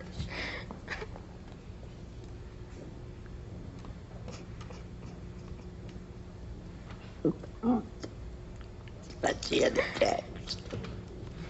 Oh, Mandy. Jack, have you seen Father? Yes, he's down there in the garden. Does he know you're here? No, I don't think so. I just looked down and saw him puttering with flowers. That's a new one. He used to call everything petunias. Joke. He used to call everything petunias. You'll find some other difference in him, other changes in him if you look closely. Oh, this one I like. He's got a harmless occupation at last. Sit down, Jock. What point have I made to you, if any? My point of view, which seems to be non-existent right now, needs to be expressed through my behavior.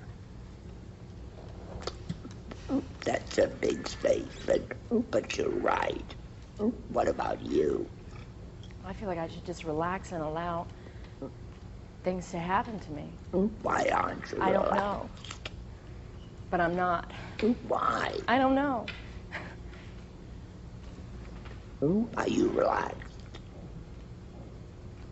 She's I guess relaxed. I'm frightened. What? I guess I'm frightened. Of what? I don't know, failure.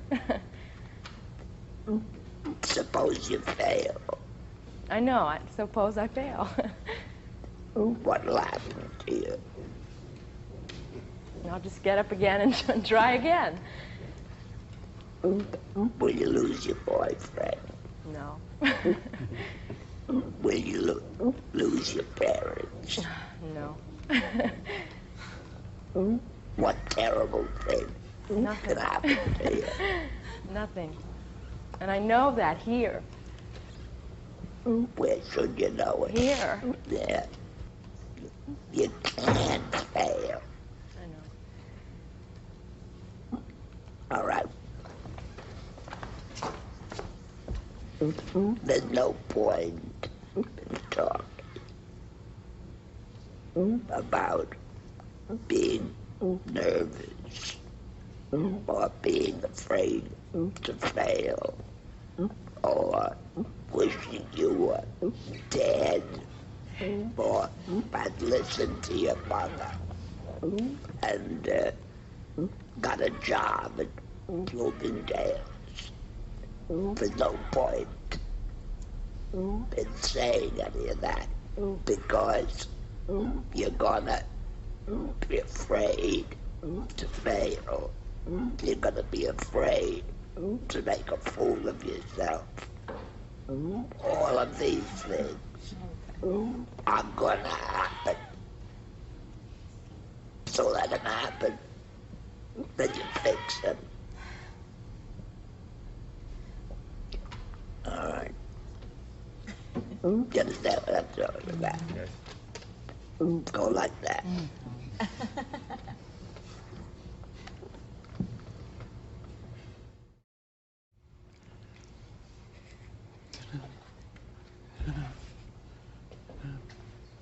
No. 1, 2, 2. Ah. Ha!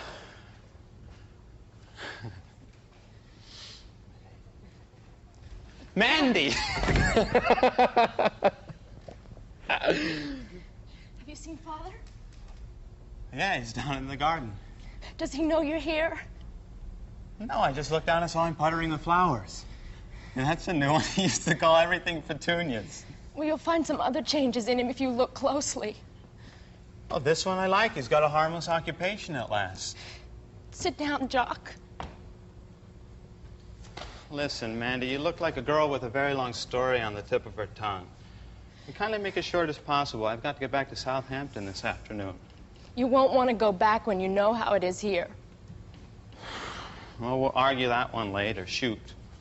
You better snap out of that beach club lightheadedness of yours, because we've run into something desperately serious, you and I. He looks all right. However he looks, I don't think he has much longer to live. What's he got? There isn't a name for it. You might say spiritual malaise in its most malignant form. Oh, spiritual malaise, my foot. You'd say something like that only if you'd been to Bennington. There's every sign he intends to kill himself. No, I don't believe it. I don't believe it, not him. That's what I said to Toby last night. Oh, who's Toby? He's Dr. Wells' son. He's also a doctor. I remember him. He's not much older than us. He can't know anything. He doesn't have to in this case. He broke it to me gently as he could. And since then, I've realized it's much worse. It's much more immediate. Why? Did you find a gun in the desk drawer with one silver bullet in it? For God's sakes, Jock! You've got to see this plain. And for God's sakes, Mandy, why couldn't you give me this baloney on the telephone last night and save me the trouble of making a long trip? Well, take a look at this baloney. What is it? It's legal papers. Clifford Evans sent them up from the bank this morning for the two of us to sign. Father signed them already. Well, what does it all mean? He settled practically all his money on the two of us. It's all in cash. It's sitting in the bank waiting for us to go and pick it up. I'm not taking mine. But you can do as you please with yours. Spend it, give it away, hide it under a brick. Come on, this means nothing more than some kind of tax dodge. In which case, I'll be glad to cooperate to help the old man out. I was sure you'd be big about it. Is that all you have to go on? There is too much more, and it all adds up. Jock, you love him, don't you? No, I don't think I do. And why should I? Should you love someone that's never given you anything but contempt? Plus a big allowance. Yeah, well, too big. If you ask me, it was conscience money. Now, this is conscience money. He had a God complex, thought he could create me in his image. Well, it didn't work because I just happened to have a heart of my own and it wasn't in the legal profession. And now I guess he's begun to suspect that maybe he isn't God after all, and he's trying to square accounts the only way he knows how to. Last night he talked about you. He said he was the failure, not you. Oh, he said that, did he? And there was none of this God complex creating you in his image. He said you'd done the right thing by choosing to live a life of your own. Sis, I hate it. I hate not being fond of him the way I used to be when we were kids. And he never had much time to spend with us, and Mother was always all over us, but I never had any respect for her, and I had real respect for him. When he did have time for us, he could do nice little human things, like letting me hold the fishpole when there was only one, and the time he bought the Indian arrowheads at the antique shop and planted them in the garden for us to dig up and think we discovered them. And he was sore as hell at Mother for telling us the truth. Well, only if he'd done one little human thing since I grew up and disappointed him. Well, have you figured out how he proposes to knock himself off? It'll be an accident. Such as? Crashing a plane on a bad landing or swimming out beyond his capacity to swim back. Those accidents, you can't make a case out of those. Anyway, some people are what is known as accident-prone. If he's accident-prone now, it means only one thing. He's deliberately careless and reckless. He's gambling with his own life because it's a currency that has lost all value for him. If the salt has lost its savor... Look, if he wanted to commit suicide, why wouldn't he do it simply? I mean, why go to such elaborate lengths as chartering a plane to crash it? That's out of consideration for us. Make it look like an accident. Nothing messy. Father would never do anything messy. No, always legally correct. Someone's got to get through to him. Revive him, stimulate him, make him feel that he's needed. Well, who can do that? All of us, his family. Last night after I talked to you, I called Mother up in Santa Barbara. I bet you she was a fat lot of help. She understood. She said she knew that if Joshua Bolton ever lost his chosen mission of reforming the world, that he'd be dead. It's a nice feeling, isn't it, when the emotion starts coming all by itself. No? Yeah. But just let it alone. It may stay. Yeah. May disappear. The very fact that you feel something happening can make it go away. Yeah. You're a terrible waltzer. Terrible what? Yeah, waltzer. Oh. How old are you? 28. 28. How long have you been acting? 4 years. How old are you? 24. Why? Why?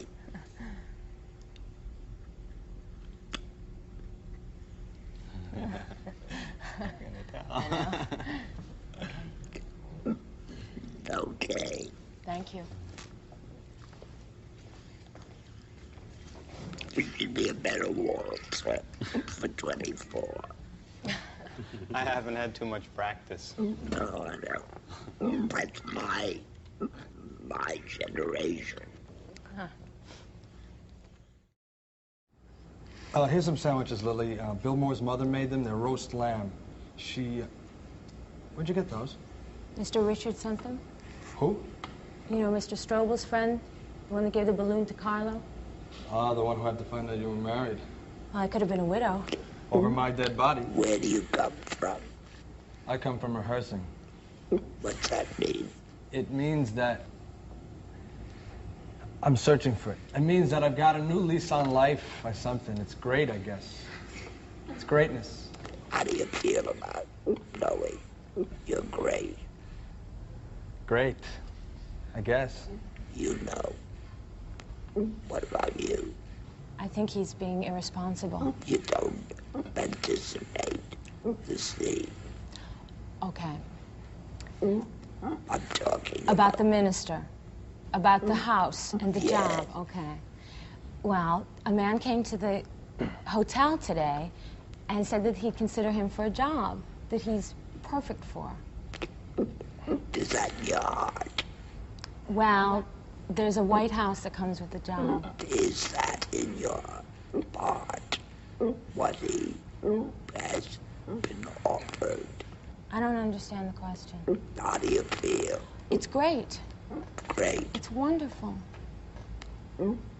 Finally, you're gonna be dragged out of poverty, right?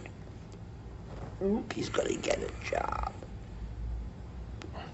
Now you're being dragged out of poverty, too.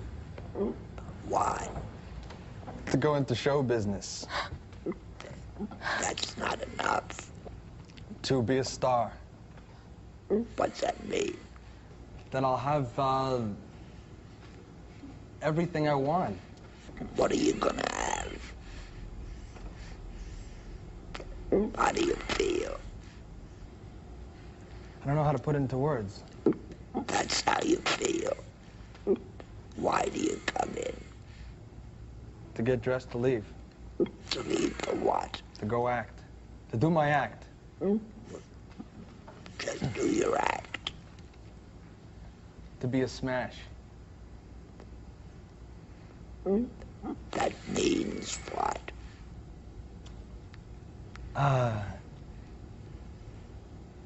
Triumph. Triumph. You're getting ready for a triumph. Yes. You can't do this scene sitting down. Really. Although you can read part of it because the whole thing floats on your ecstasy and your sickening disappointment. How do you feel about that film? It's disgusting. I said that. It gives us no hope for the future. You'd be bums. We'll be bums. Instead of what? Nice people.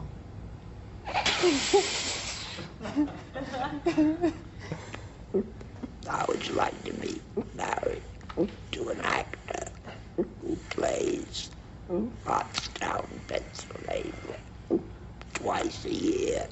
That's all. I wouldn't like it. What? I wouldn't like it. What do you want? I want a home, and I want security, and I want a family life that's real. To have a home. What does that mean?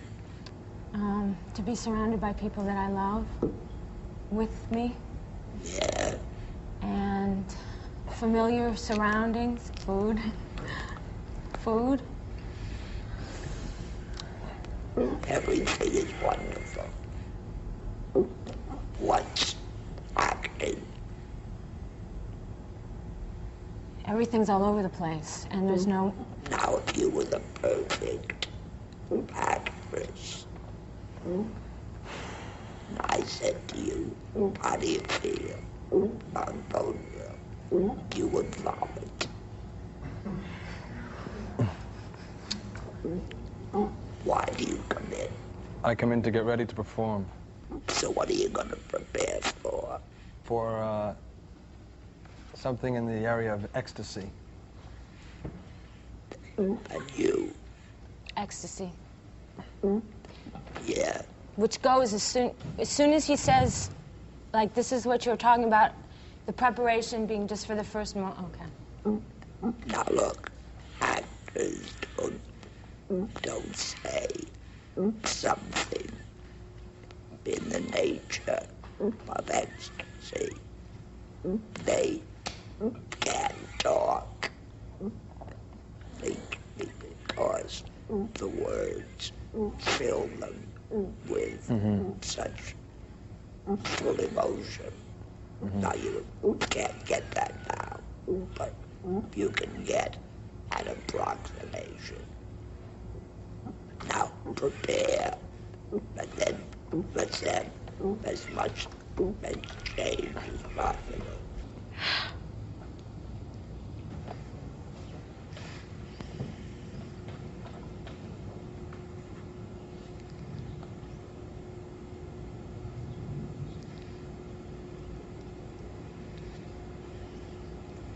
Begin.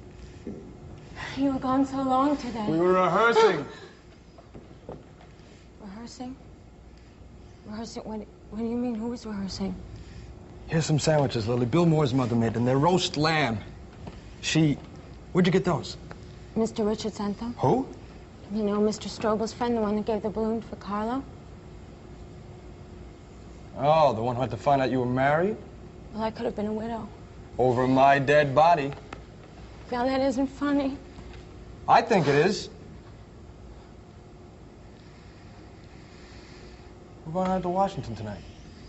Who's going on to Washington? Bill and I. I thought you were writing an act for Johnny and Bill, and... As it turns out, Bill's mother delivered an ultimatum. She wants Johnny to forget the theater and stick to his job, but that leaves Bill high and dry unless I team up with him tonight. No, you mustn't. Julie was here today, and I had to borrow $5 from her. I wish you hadn't done that. Well, it's done, so we're sure of a few meals anyway, so you mustn't. Do you remember that blue shirt I used to have? Do you know where it is? It's still around?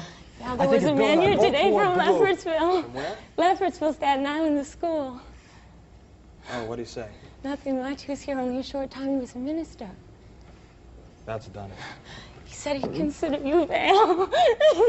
Well, if things go right tonight, honey, he can forget me. You mean to say that if you and Bill win a measly $10, you throw... As it turns out, it's more than $10. It's $10 to begin with. It's $10 to begin with, but it's also a trip on the Jersey. It's a... Yeah. Okay. As it turns out, it's more than $10. It's $10 to begin with, but it's also a full week's work at a theater on the Jersey coast, and they pay for the actors $40, and then the winners come back for another week, full week's work at the Jersey coast, and to pay for the actors another $40, and even that's not the important thing. What is? The important thing is that the bookers, the guys who place the acts in all the theaters. Too big. It's too big, honey. It's very good, but it's too big because it stops him. See? You have it. Okay. Why do you think they held on to it? They want to show it, you know. I mean, it takes a lot for a good actor to pull up this emotion. So the first thing you do is you want to say, see all this emotion I got? Look how good I am. That's the main thing. Or they're afraid. They think they've got it. They've got to keep it to play the scene. But what it does is it kills the scene. That's not even the important thing. What is? The important thing is that the bookers, the guys who place the acts in all the theaters, come to the Washington regularly just to sign people up. Oh, that's the important thing? Certainly. If Bill and I... Here's that darn shirt. If we're any good at all, we ought to sell right along after tonight. But I thought you were all through at the stage. I mean, going on yourself as an actor. I thought so, too. I never dreamed that you... I never dreamed I would either, but... See, it just happened. I didn't plan on it. Sometimes the greatest opportunities in life happen just this way. You call this a great opportunity? Certainly. Bill has a good vaudeville personality, and with any decent material, there's no limit to where he and I can go. Where can you go, Val? From one town to another? From one hotel room to the next? Why not? It could be a good life, you're not broke.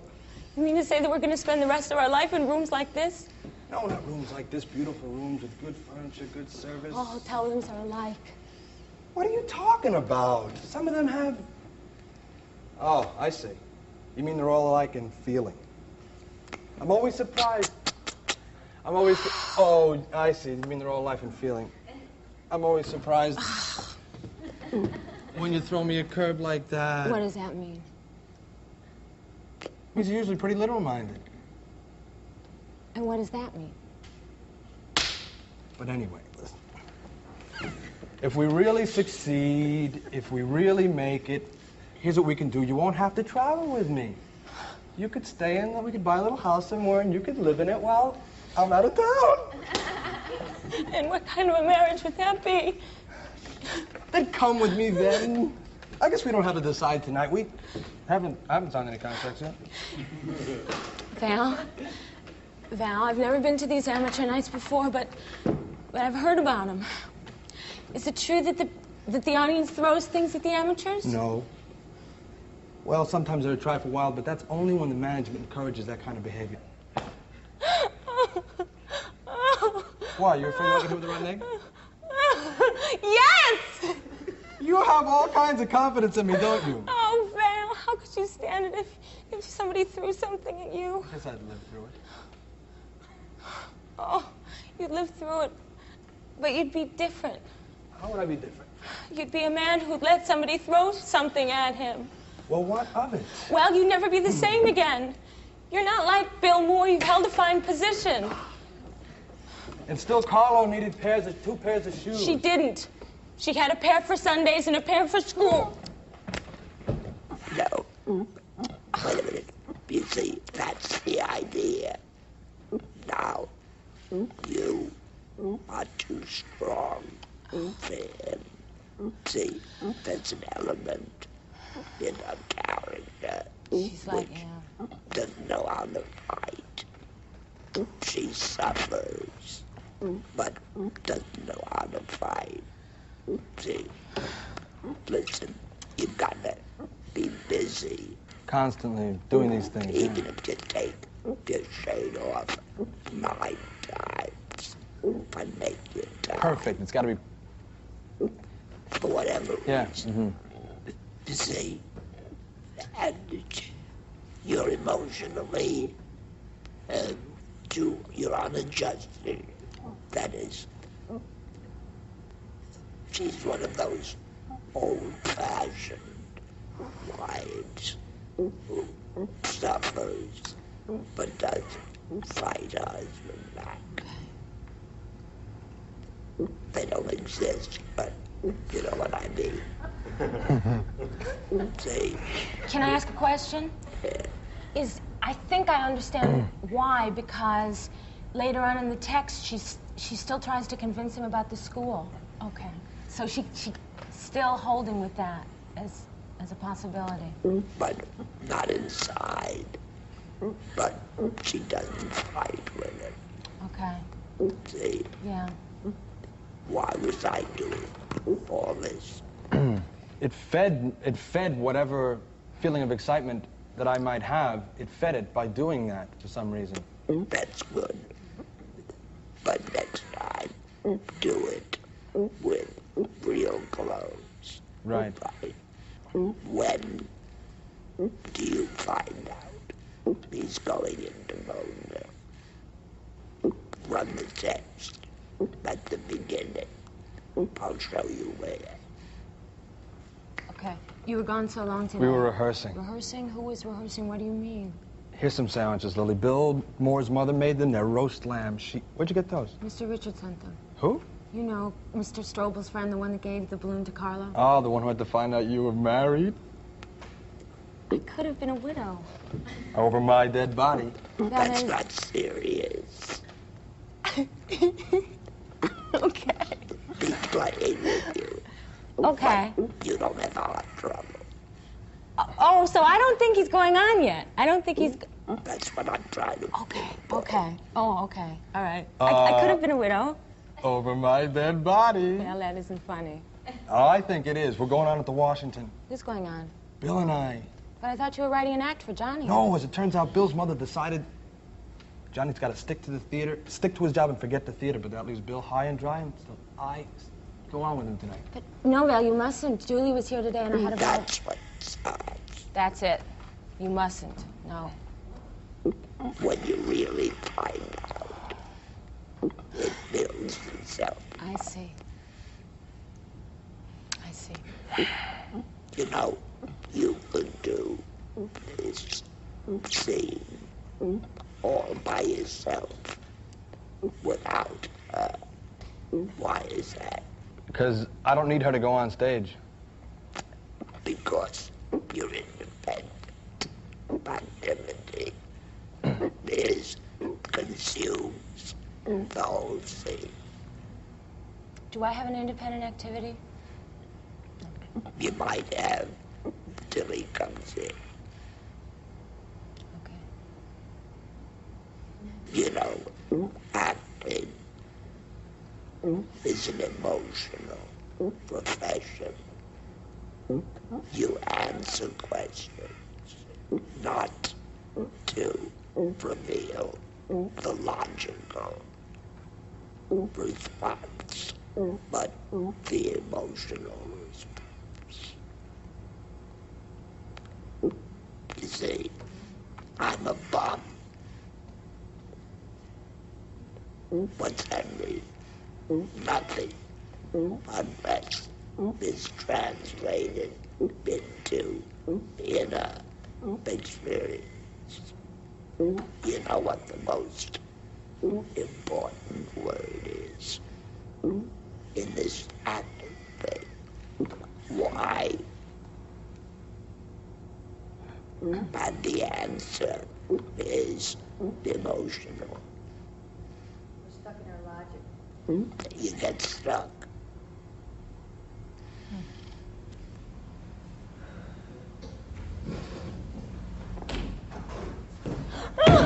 You were gone so long. We were rehearsing. Rehearsing? Who is rehearsing? What do you mean? Oh, I brought some sandwiches, Lily. Bill Moore's mother made them. They're roast lamb. Where'd you get those? Mr. Richard sent them? Who? You know, Mr. Stroll's friend, the one that gave Carlo the balloon. Oh, the one who had to find out you were married. Well, I could have been a widow. Over my dead body. It's not funny, Val. Oh, I think it is. We're going on at the Washington. Who's going on at the Washington? Bill and I. But I thought you were writing an act for Johnny and Bill. As it turns out, Bill's mother delivered an ultimatum. She wants Johnny to forget his job and stick to the theater, but that leaves Bill high and dry unless I team up with him tonight. No, Val, you mustn't do it. Julia was here today, and I had to borrow $5 from her. I wish you hadn't have done that. Well, it's done, so we're sure of a few meals anyway, so you mustn't do it. Do you remember that blue shirt I used to have? I think if Bill and I both wore blue. Oh. There was a man here today from Leffertsville, Val. Where? From Leffertsville. Staten Island. The school. Oh, what did he say? Nothing much. He was here only a short time. He was a minister. That's about it. He said he'd consider you, Val. Well, if things go right tonight, honey, he could forget me. Do you mean to say that if you and Bill win a measly $10... As it turns out, it's more than $10. It's $10 to begin with, but it's also a full week's run at a theater down on the Jersey coast that's owned by the same man that owns the Washington. And the pay for the act is $40. And after that, the winners come back for another full week at the Washington for another $40, and even that's not the important thing. What is? The important thing is that the bookers, the guys who place the acts in all the theaters, come to the Washington regularly just to sign people up. Oh, that's the important thing? Certainly, Bill. There's that darn shirt. If Bill and I are any good at all, we ought to sail right along after tonight. But I thought you were through with the stage. I mean, going on yourself as an actor. I never dreamed that you'd... I never dreamed I would either, but as you can see for yourself, it just happened. I didn't plan on it. Sometimes the greatest opportunities in life happen just this way. Unthought of, unscheduled. You call this a great opportunity? Could be. Bill has a good vaudeville personality, and if the right material, there ain't any limit to how far we can go. Where can you go, Val? From one town to another? From one hotel room to the next? Why not? It could be a good life if you're not broke. You mean to say that we'd spend the rest of our life in rooms like this? No, not rooms like this. Beautiful rooms with good furniture, good service. All hotel rooms are alike. What are you talking about? Why, some of them... Okay. You mean they're all alike in feeling? I'm always surprised when you throw me a curve like that. You're usually pretty literal-minded. What does that mean? But anyway, if we really succeed, you won't have to come with us. We could buy a little house somewhere and you and the baby could keep it warm while we're out of town. What kind of marriage would that be? All right, then come with me. I guess we don't have to decide now. Haven't signed any contracts yet. Well, I haven't been to any of these amateur nights before, Bill, but I've heard. I've heard about them. Is it true that the audience throws things at the amateurs? No, that's only... Sometimes they get a try for a while, but that's only when the management encourages them to do that. The Washington, they don't tolerate any behavior like that. Why? You afraid that I'll get hit with a rotten egg? Yes. Well, you're just loaded with all kinds of confidence in me, aren't you? Oh, man. How could you stand it if somebody threw something at you? I guess I'd live through it. You'd live through it, but you'd be different. How would I be different? You'd be a man who'd let somebody throw something at him. Oh, Val, you're not like Bill Moore. You've held a fine position. And still Carlo needed shoes. She didn't. She had a pair for Sundays and a pair for school. What more does anybody need? Depends on the anybody you're talking about. I want more to life than some deathly dull routine that guarantees my kid 2 pairs of shoes. I want to feel that I'm going somewhere. I feel I'm doing something. I want to feel alive. And going on at the Washington Theater is going to make you feel that way? Listen, I put together a good act, better than the one I did for Ryan and Ray. I want to get something out of it. Oh, remember how you used to argue with Dr. Harmon about all kinds of deep things like... Yes, I remember. Well, you're not going to be able to argue about Bill Moore You're not going to be able to argue with Bill Moore about things like this. Well, I'll argue with him about prize fighting. That's what I mean. You're not going to have anybody around you who understands the things that you know. Pretty soon it's going to be like you don't even know them anymore. Do you think that because I'm in vaudeville that I'm going to stop reading? Do you think that I'm going to stop thinking? You stopped thinking already. You stopped thinking when you told Bill that you'd go on with him tonight at the Washington. It isn't right, Val. It isn't sensible. For God's sake, Lily.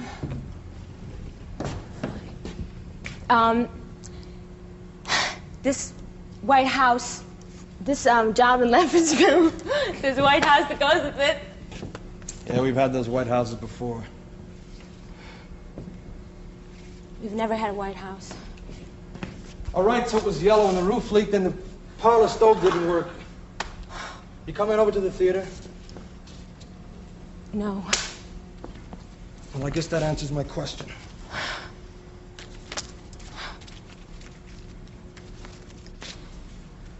I'll take the baby.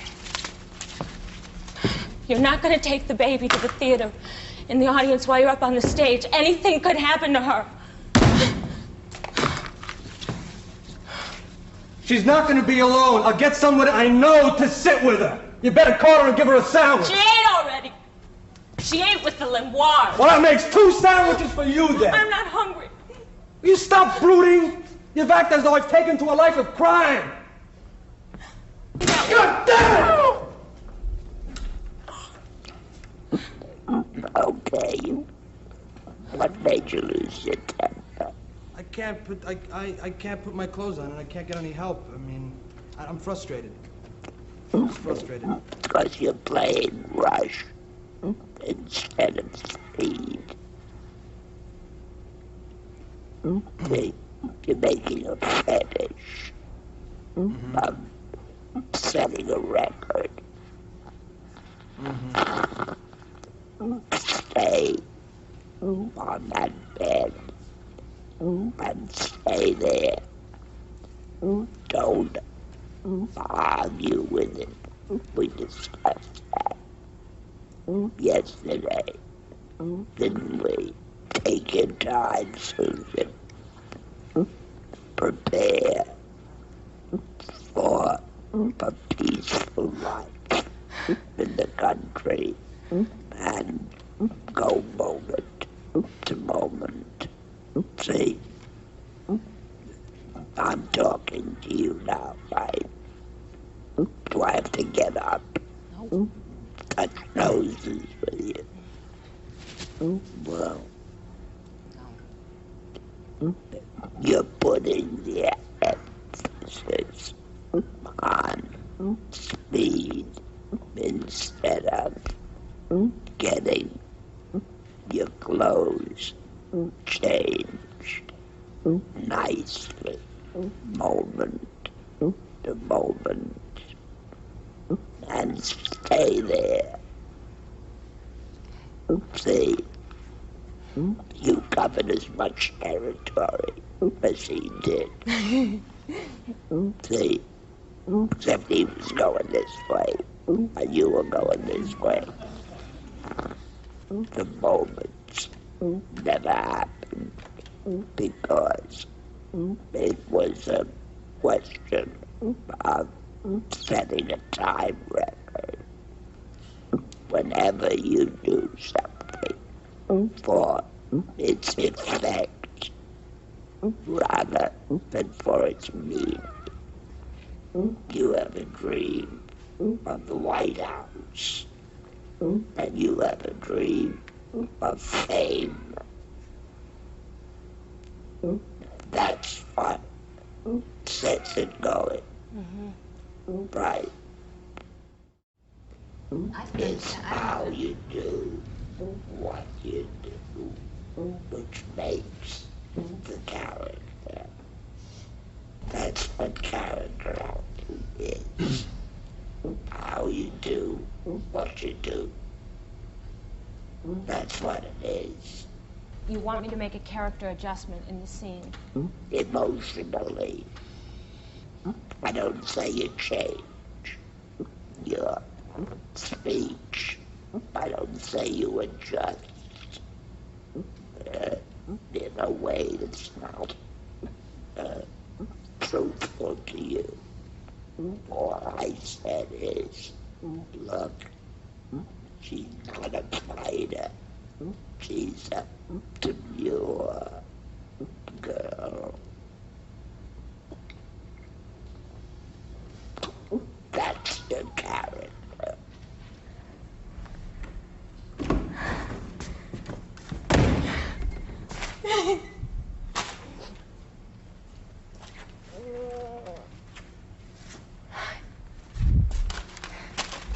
I bought some sandwiches. Gilmore's mother made them. They're roast lamb. Where'd you get those? Mr. Richards gave them to me. Ooh. You know, Mr. Strobel's friend, the one that gave Carla the balloon. Oh. The one who had to find out you were married? I could have been a widow. Over my dead body. Now that isn't funny. Oh, I think it is. We're going on at the Washington. What's going on at the Washington? Bill and I. But I thought you were writing an act for Johnny and Bill. As it turns out, Bill's mother delivered an ultimatum. She wants Johnny to stick to his job and forget about the theater, but that leaves Bill high and dry unless I team up with him tonight. No, but Val, you mustn't. Julia was here today, and I had to borrow $5 from her, so you mustn't. I wish you hadn't done that. Well, it's done, so we're sure of a few meals anyway. Just a minute. Go outside and prepare, then start again.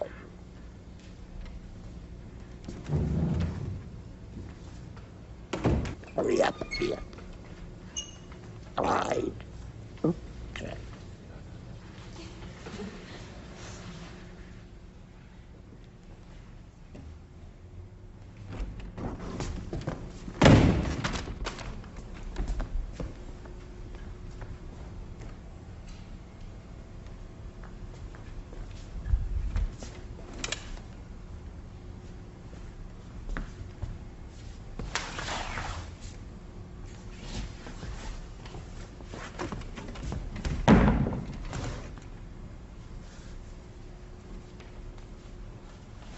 All right. Put everything back. Why you come in? To get dressed, to go on stage. What do you mean to go on stage?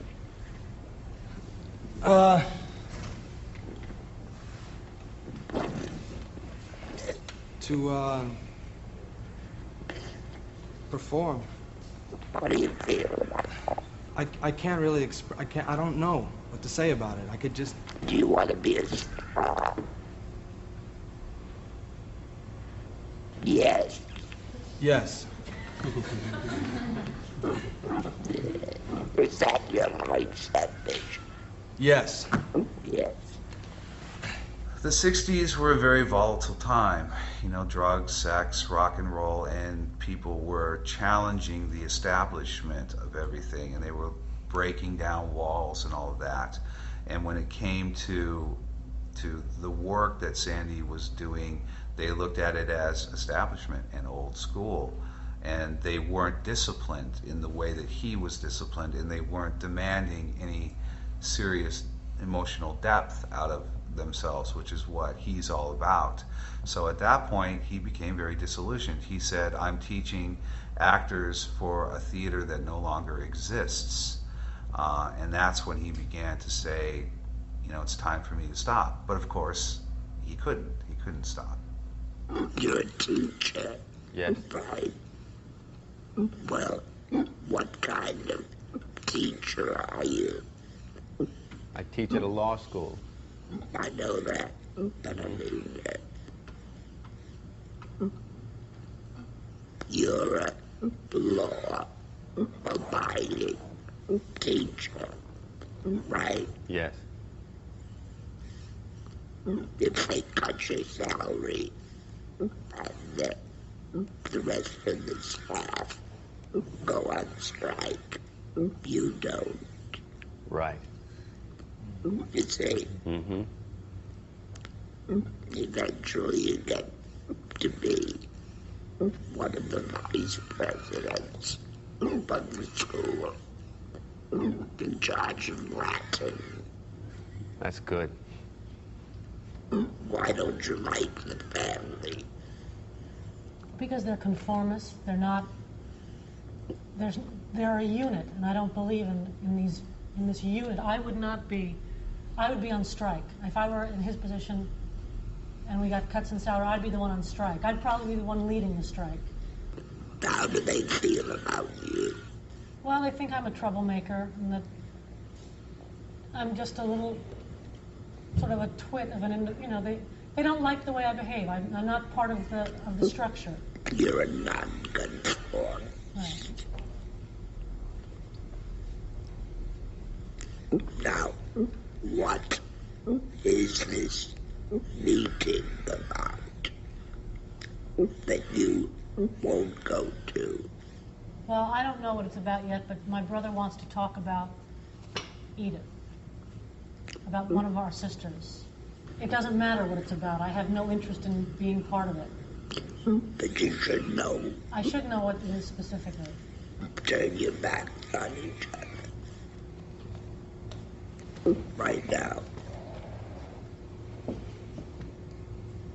And you start. Terry? Yeah. Of course, if you want to act like a child. Why do you say that? Well, right now I just don't get any answer.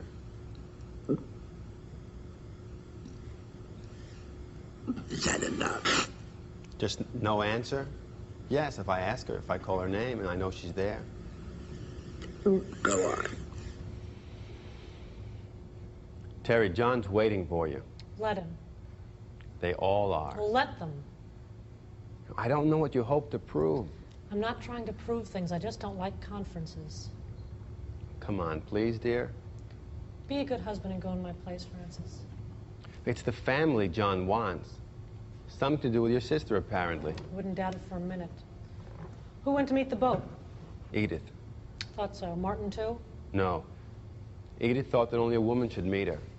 True Boston spirit. I hope she took something along to dump into the harbor. Anyhow, John asked me to tell you that he wants to talk to us all about it. Well, you can tell John precisely what I'd like to tell her when she comes. Well, you must. It would be so very sisterly and considerate. You know, you have to find a calculated way of dealing with her when she's on a tangent. Right. You see, okay. You've got to have a relationship, you know? Yes. And you've got to be prepared at what you think the meeting is about. What could you think? You'd have to invent it. To give you an idea, the meeting is about moving the whole family to a more Catholic neighborhood. You've got to invent a reason which will give you a springboard for the beginning. Otherwise, this is casual.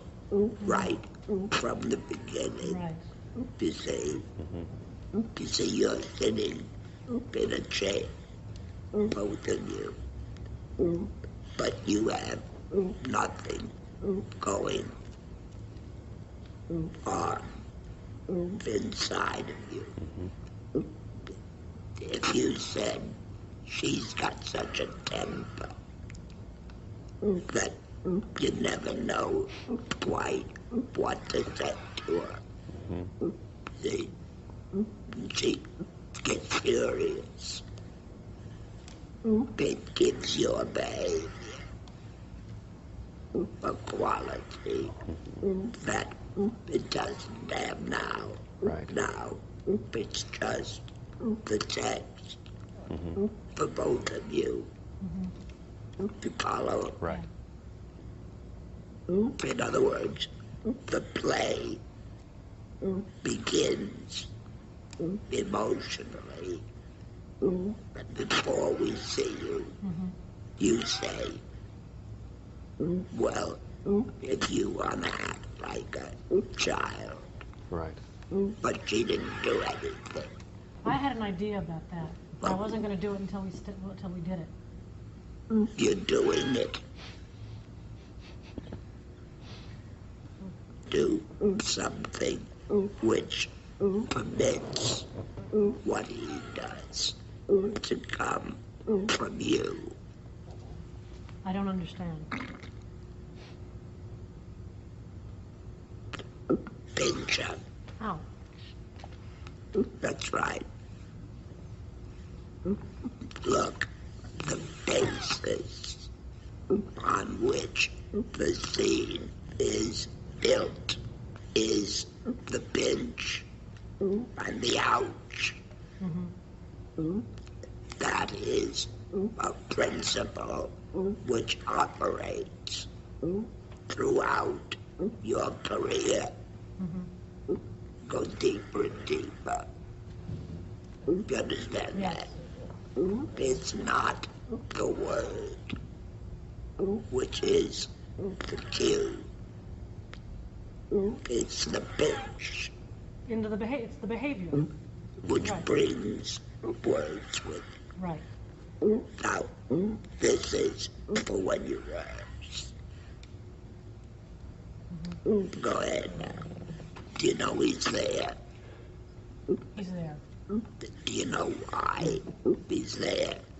He was sent up to get me. Dusa would have started to tremble with rage the moment she heard that door open. American acting in the 20s was very cardboard. It was very presentational. Sarah Bernhardt was considered one of the two greatest actresses in the world, and the other school was Eleanor Duse. Now, Duse did all of her plays in Italian, but no matter where she went around the world, everybody understood every single moment that she did, because she worked from truth, from who she really was, how she really felt, and you could literally see her blush on stage. Whereas Sarah Bernhardt was very presentational and acting everything and didn't really cry and all of those things. So American actors were pretty bad, actually, most of them at that point. But when they saw the Moscow Art Theater, even the butler was real. He truthfully doing it, and the stage was galvanized, and people had not seen an entire ensemble of people. They might have seen a star do it, but not every single actor on stage. Now, don't imitate Duse now. Just know that it's coming in as a meaning. All right. And you know what it is.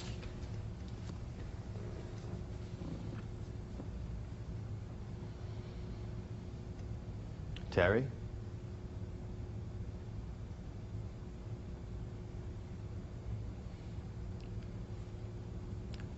Of course, if you want to act like a child.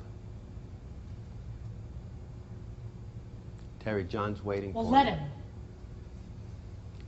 They all are. Let them. She said, John's waiting for you. But she said, let him.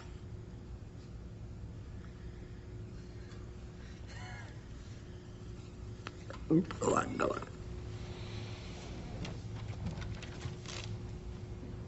I don't know what you hope to prove. I'm not trying to prove anything. I just don't like conferences. Oh, come on. Be a good husband and go in my place, Francis. It's the family John wants. It's something to do with your sister, apparently. I don't doubt it for a moment. Who went to meet the boat? Edith. That's Martin, too? No, Edith thought that only a woman should go to meet her. The true Boston spirit. I hope she took something along to dump in the harbor. Is that funny? It's a little vituperous. What? Vituperous. Vituperous is... Don't use spit. Use words. Edith thought that only a woman should go to meet her. The true Boston spirit. I hope she took something to dump into the harbor. Anyhow, John asked me to tell you that he wants to talk to us. Well, you can tell John to... Which is precisely what I'd like to tell her when she gets here. If you said one thing, and that is that people with the ability for quick irritability and temper do something to you, I'll see. You know? Yes. And she has it. Mm-hmm. You understand Yes, that? I do. It gives you a way of behaving Right. So I'm constantly walking on eggshells with her. in certain matters. Yes. And this is one of them. Now, real emotion, which would come from why they are having this meeting, will help you, no matter how it changes. If you had the impulse to want to back away from her all the time, that might help. I don't know. It's never. What time is it? 2:35. But it's always some form of what time is it? You follow? Now, play. It's a play. Does that give you something to work? Yeah. Yes. I hate the way we're living!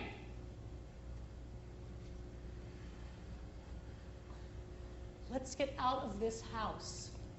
At the moment, I think it would be senseless to.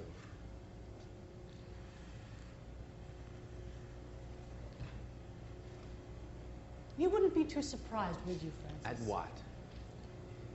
If I should suddenly call us a day. Terry, what are you talking about? It's not a new idea. It's been around for a long time. I don't see you can say Well, it. it seems I can say it. At last, it seems I can say it. You never thought I would? I know you wouldn't. You've no reason to... I don't need a reason! What about our agreement? Agreements are easy enough before marriage. Then what's to prevent it? Am I too good a Catholic? That's one thing I've never thought of any of you. Why not? Because we don't run to church all the time like newborn Edith? Maybe you better convert as she did and become more Catholic than the Pope. Now you are being Irish. Maybe you're right. Maybe I'm not one. I've said that too. Maybe I'm not one. I'm nothing. Let them keep on pretending if they like. Not me. Look here. Do you love me? Do you really love me anymore? What do you think? Then why don't you say something? In my opinion, when a necessity for a question of that sort arises... Professor Magdalene, I think I'm going to be sick, Professor! Look, it's a lot more here than meets the eye. It's more than a question of where or how we live, whether I teach law or practice it. Now, you've got something on your mind. and have had for months. Why not out with it? You handled her sensibly. Yes. Reasonably. Right. Without belligerence. That is what is meant when you say, what do I do? How do I do this part to give it character? That's character acting. This is what I have to do, and this is the way I'm gonna do it. Where does it come from? He was the one to go and get the wildcat over there to come to the meeting. He's a teacher. All teachers are very reasonable, you know. Gentle. Mental. Not emotional. In other words, a typical teacher. He did everything that way. How you do it makes you a character. Otherwise, it would have been a free improvisation with him working off her, fighting with her, a slumfest. You follow? It's necessary to point that out. Ah, Spoon Rivers. There, what Sandy said are the things that either make or break the person. They separate the men from the boys. It's from Edgar Lee Masters' Spoon River anthology, and they are poems, and they're stories of people's lives. We're using Spoon Rivers because, among other reasons, they are all about people who make quite clear the feeling of their life, although they are written as three-verse poems. They've got to be treated as conversational reality. Preparation is intensely personal. It's intensely secret. Nobody's business. But where you got it is only yours. Nobody else.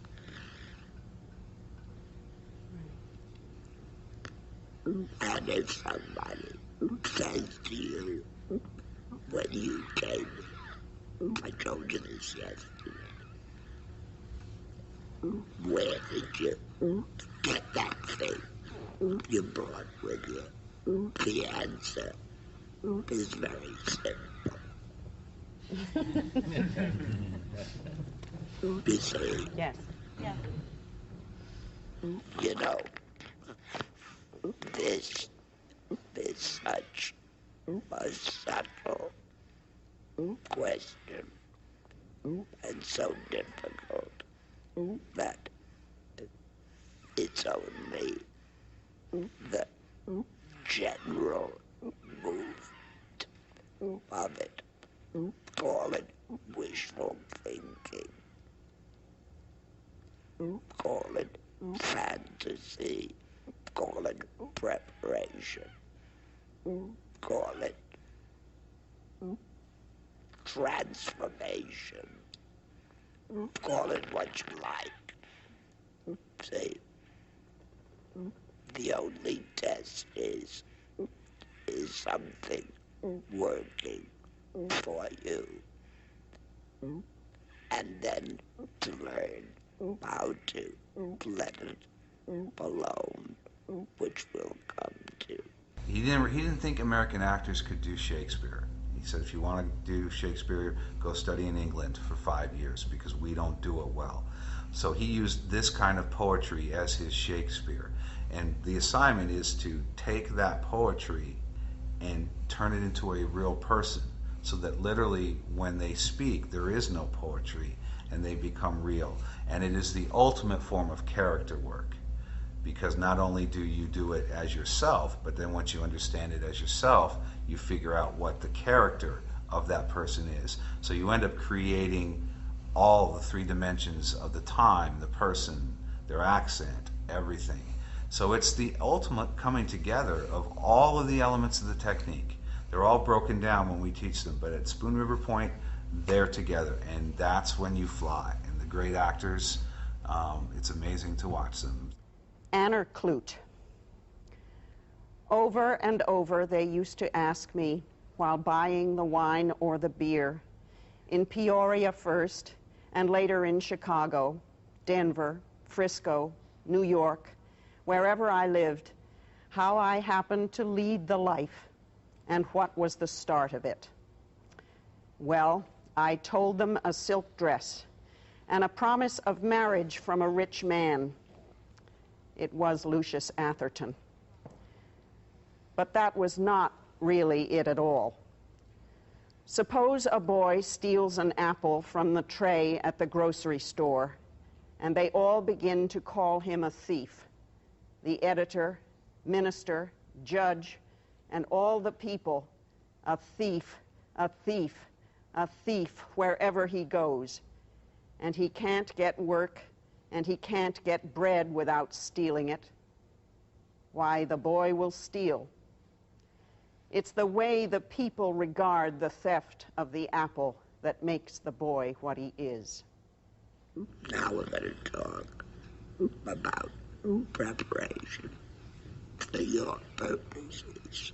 That is not a speech from a book of poems. It is a conversation between you and them, or you and Barbara, or anybody you choose.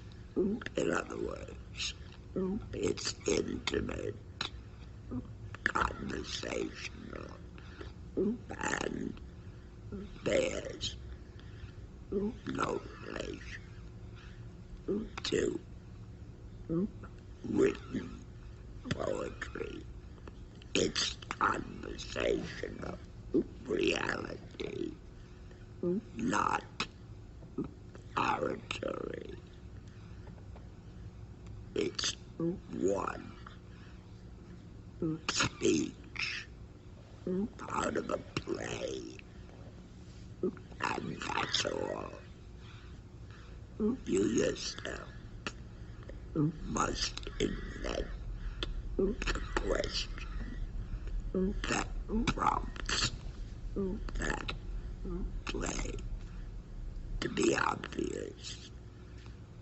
Somebody says to you, you don't look like a booker. Why'd you get that way?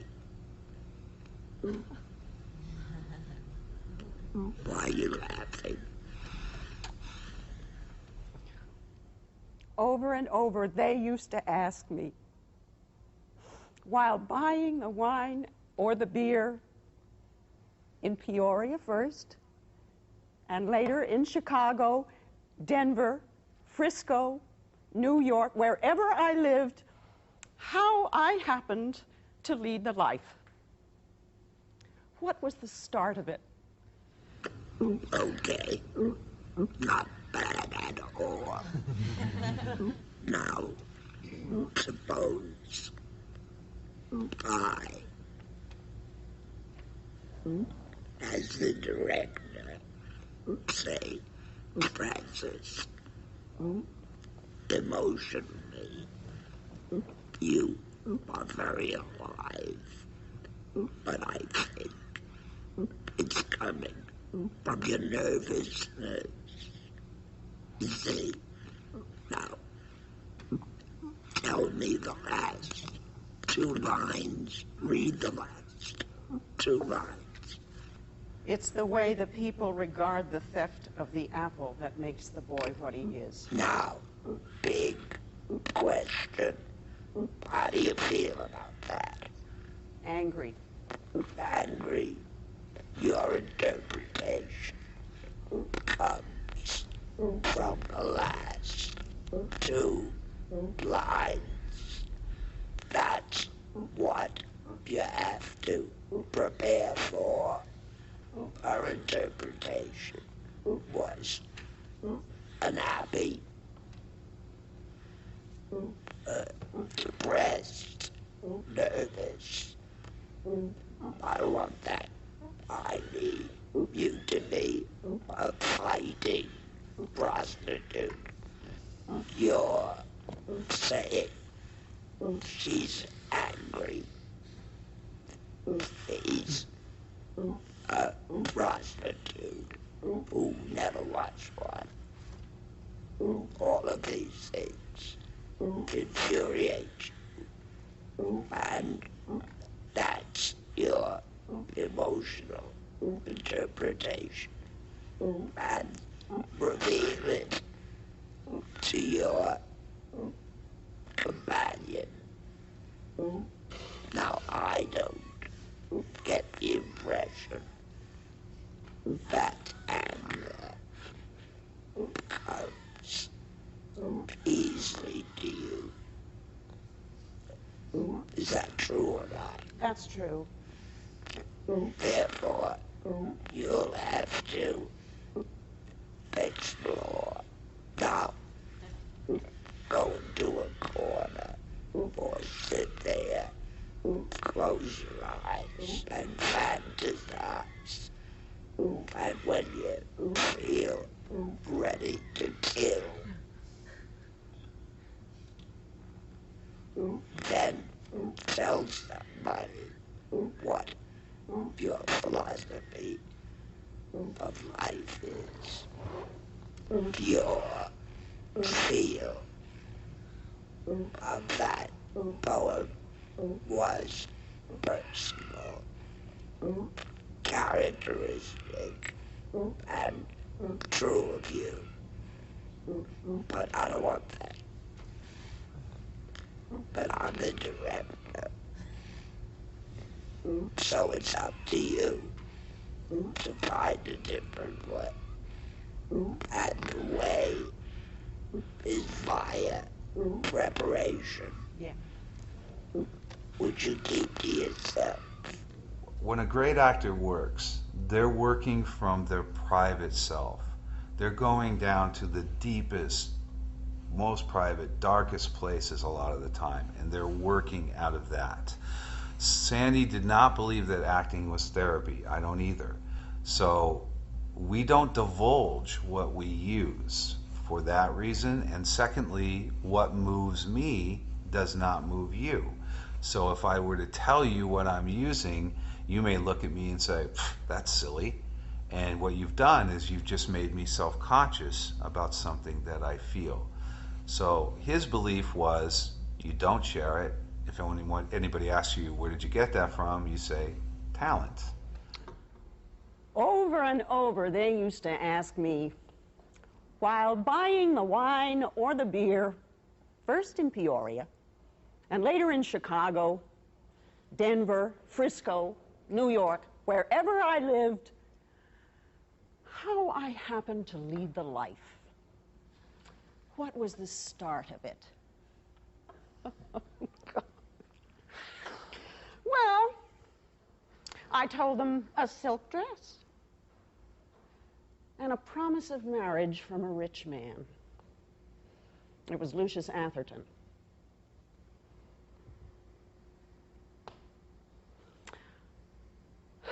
But that was not really it at all.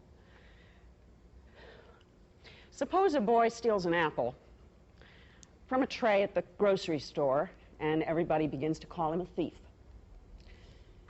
The editor, minister, judge, and all the people, a thief, a thief, a thief, wherever he goes. And he can't get work, he can't get bread without stealing it. Well, the boy will steal. It's the way that the people regard the theft of the apple that makes the boy what he is. It's good. I'm not going to ask you. What does it for you? But you did have a change in emotional color. That's the preparation. You follow? Now, I say, can you make it stronger so that what you have at the end is what you begin with, except stronger? What I come in with has to be something that makes me explode at the beginning. Is that it?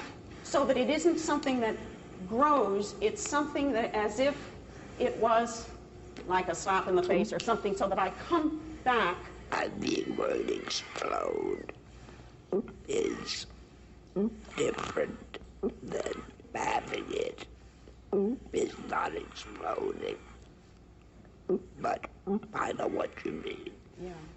You know, if somebody has insulted you and really you're ready to, yeah, you have a complaint. Yeah. Now, you have to stand in line to voice your complaint. You have it at the beginning, and the longer you have to wait, The more it builds. Because what I did was, I think, my own tendency of reaction. Again. And that is wrong for this character, because I am slower to anger. It takes me, I'm not the kind that explodes back. You want to do it now? Well, I can try it. Try it. Go off in the corner. All right.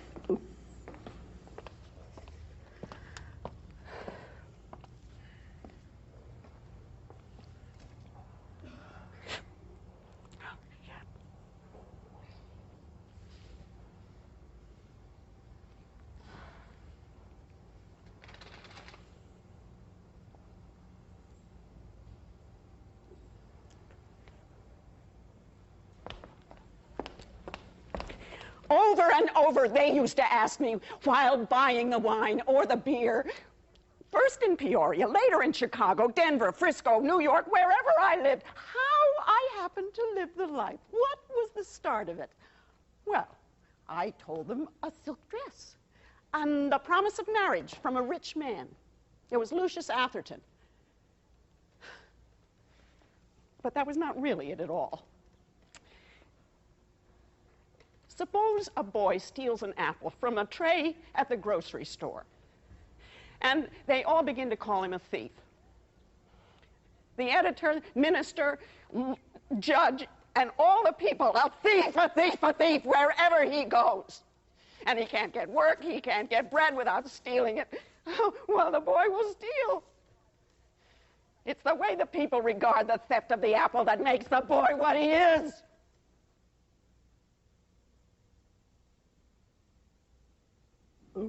That's right.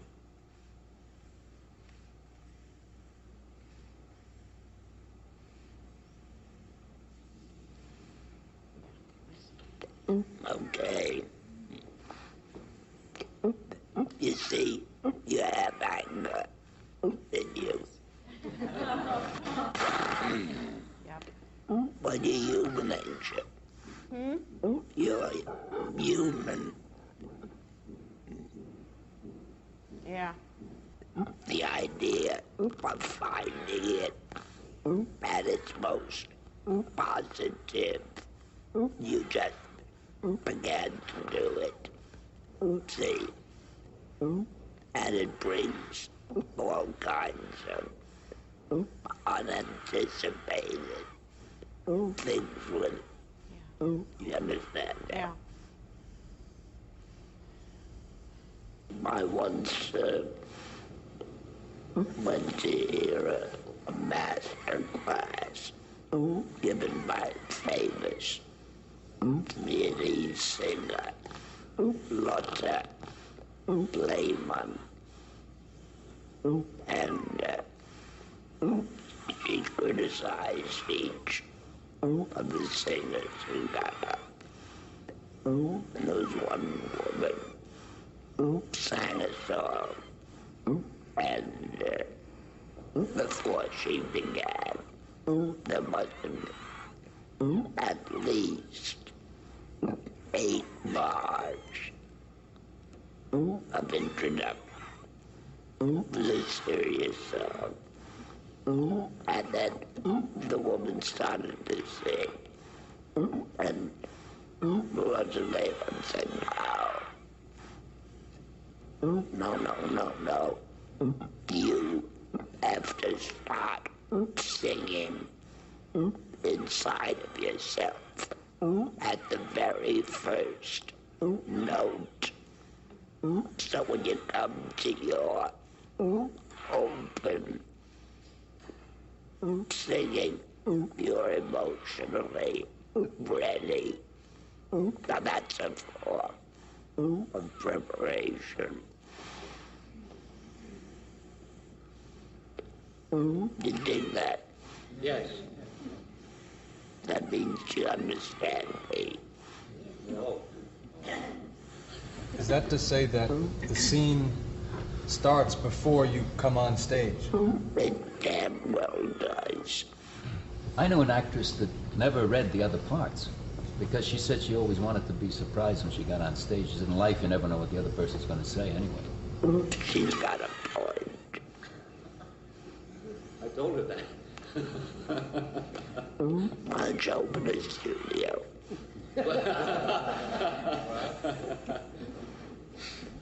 This is the only profession, creative profession, that I know that gives you, the actor, a ready-made opportunity to avoid being specific. Can you imagine a pianist playing a general sonata? Can you imagine a ballet dancer just romping? The difficulty, one of them, with acting is that you are given an out for being specific. Lines. You get lines. You say the lines in the way that generally you feel they should be delivered. But what the lines permit you to do is to avoid having the life come from something specific. The meaning behind every moment is specific.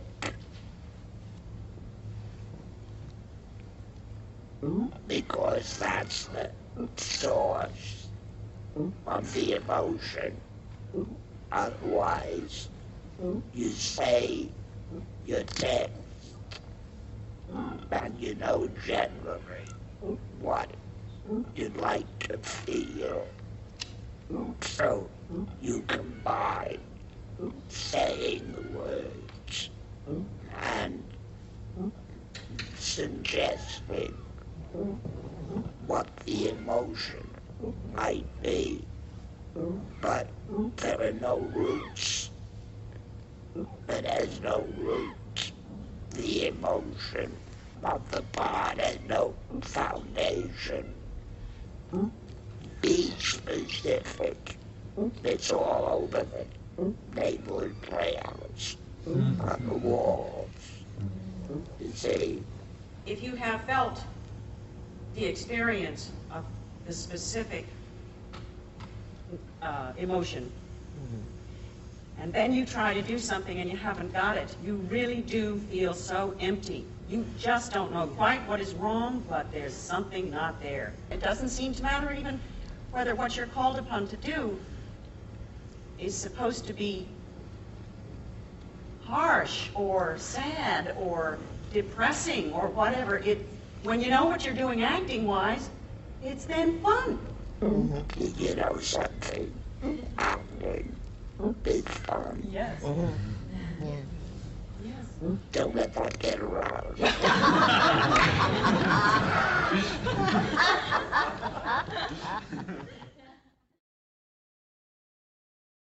Nothing in life is alien to you. I was a penniless girl from Summon who stepped off the morning train in Spoon River. All the houses stood before me with closed doors and drawn shades. I was barred out. I had no place or part in any of them. And I walked past the old McNeely mansion, a castle of stone mid walks of gardens, with workmen about the place like guards, and the county and state upholding it for its lordly owner, full of pride. I was so hungry I had a vision. I saw a giant pair of scissors dip from the sky like the beam of a dredge and cut the house in two like a curtain. But at the commercial, I saw a man. He winked at me when I was asking for work. He was Walsh McNeely's son. He proved the link in the chain by which I had half ownership in the mansion through a breach of promise suit, the scissors. So you see, the house from the day I was born was only waiting for me. What do you think of those last 2 lines? I think she's had the town. I feel like she's, you know, she's really had the town. The joke is on them. It's pure joy. It's triumph. Well, it's delicious. That's what you should begin with. Till I said to you, I saw the funniest thing today. I'm still laughing. You know, I saw a taxi squashed by a truck. Now, and then at the end, it comes out that there were 2 dummies sitting in the back of the taxi that I thought were people and that they were killed. Now the essence of the poem is that it was hilarious. The lines say, I saw 2 men killed in a taxi today. Now, she goes through hell at the beginning. No job, no money, visions, delirium, and at the end, she's the queen on Bogram. Can you see the point there? So, but let's say, don't do this, but let's say at the beginning, we see you overcome with joy and delirium, and the lines say, I arrived here, no money, nothing to eat, visions. We say to ourselves, what the hell is she laughing at? You follow? Until finally, at the end, it came out, it's mine, but I didn't know it then. Isn't that great?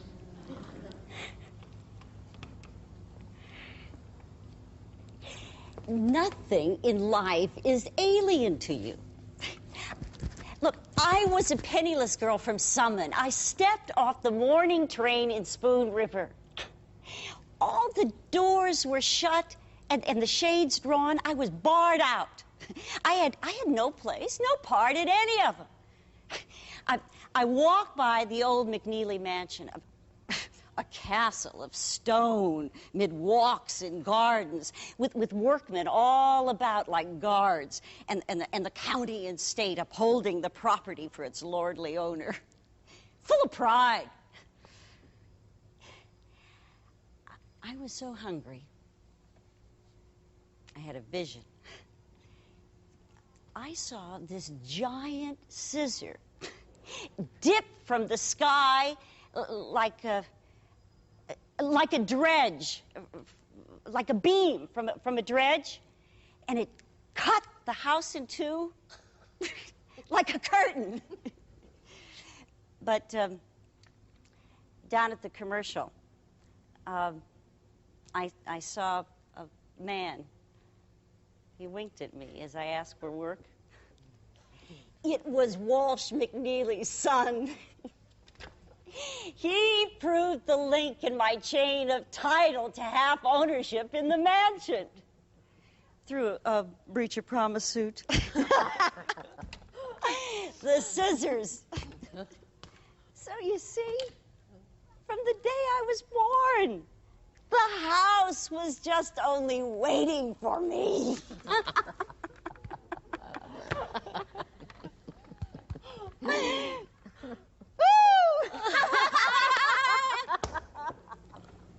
What is the justification for this poem, for this speech? She's full of her accomplishment. She's full of what she did with her life. I don't mean your justification. I mean the immediate justification. What causes you to try to cheer somebody up? Oh, because they both feel that there's no hope. That they're locked into the kind of life that they're living now, that they're never going to have any money, that they're never going to get ahead, that they're women. How would it be if one of them was crying?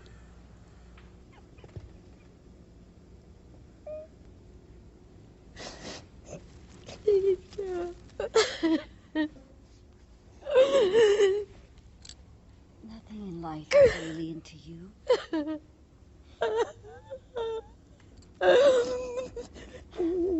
I was a penniless girl from Summon who stepped off the morning train in Spoon River.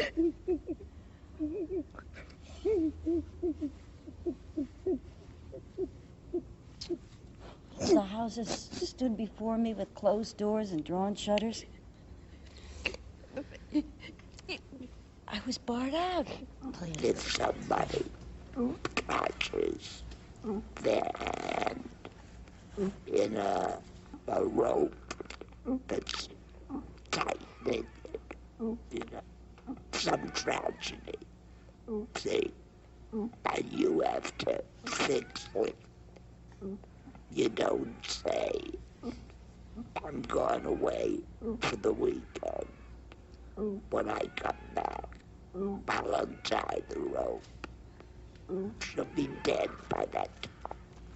go faster. Because when it comes right down to it, she's in trouble. Right. What's your answer? The hell with it. Look at me. When I got off the train, there was nobody there. I got a job, and I got a house. And so you never know. I have a tendency myself to do exactly what you're saying. I have a tendency as a person to feel that everything is possible and that there are no boundaries in life. That's sort of the way my life is.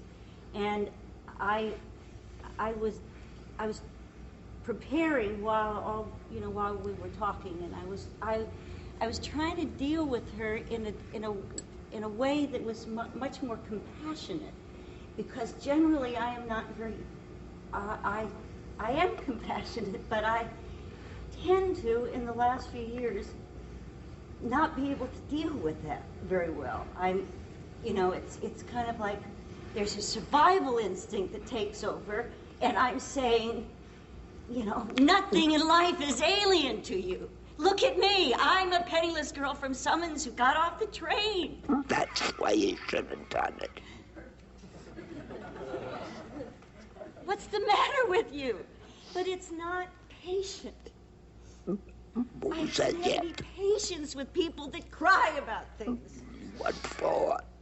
If you're crossing the street and the taxi is coming at you, that's no time to be patient. I think I got off yesterday when we did it again, and I was reaching out to her, and you said, that's the direction I want you to go, and it was much more compassionate and much more understanding, and I was trying to relate it to that pain that she's going through, and less to my own selfish, get off your ass and quit the belly aching. That's better. It's not very nice. You know what direction you should be given for the way you did it, which was very nice. Come on, talk. See? I mean, if the director wanted it the way we just did it, yeah, it still would have to have an energy that's... And simple tempo. The tempo is the only thing that's wrong with it. No, another thing. She's got trouble laughing off.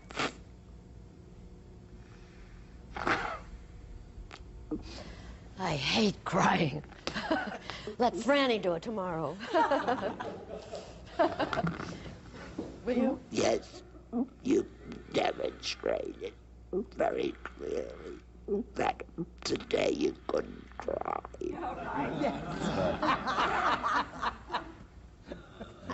See, I don't like to, because when I get those parts, I don't like them. There's a difference, of can or not wanting to. Not wanting to, doing it.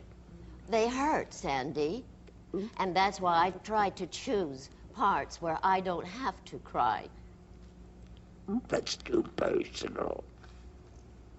But if you play a part where you have to be emotionally disturbed and hurt yourself every night, 8 a week, which I did once, and I said I'd never do it again, because I don't want to live like that every night. Don't lose the objectivity of the fact that to play a part is like to chop wood. There's something impersonal in it.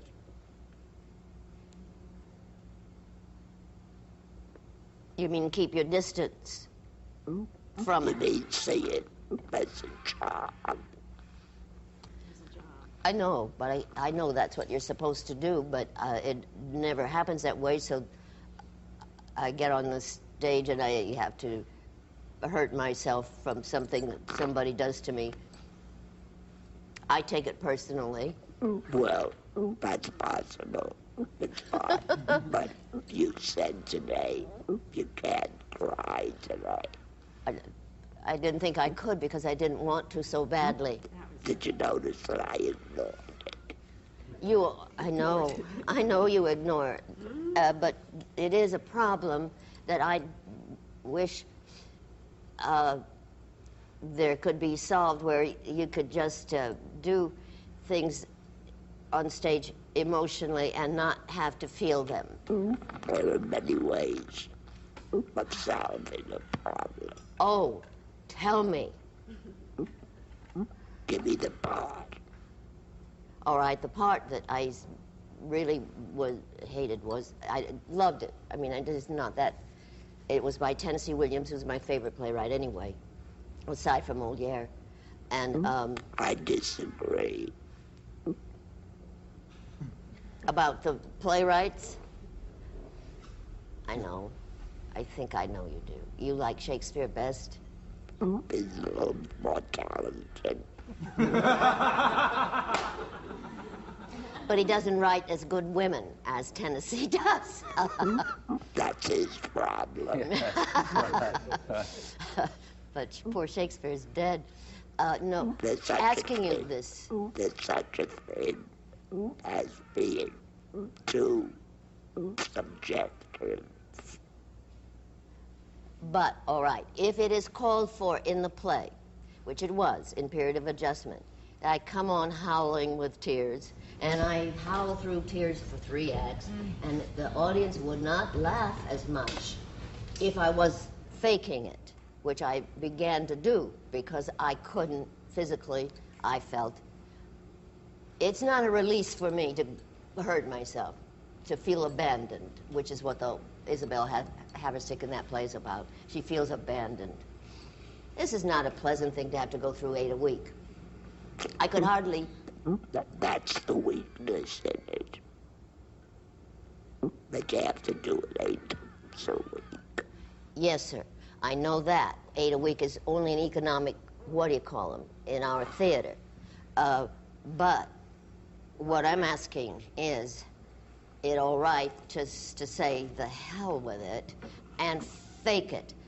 5 performances at least. The chances are that you think you're faking it, but you're not. You're not just really overdoing it. You may be doing a play or a film where you have to go to some pretty dark, deep emotional places. That's not easy for any of us to do. Nobody wants to feel this horrible tragedy. So we have those natural defense systems. But what's great about the technique is it teaches you how to get past them and do it. But if you are a true artist, you will heal yourself through your art. Because we have a saying that says, you cannot use that which you do not acknowledge. If you can't accept something in yourself, it's not in your work.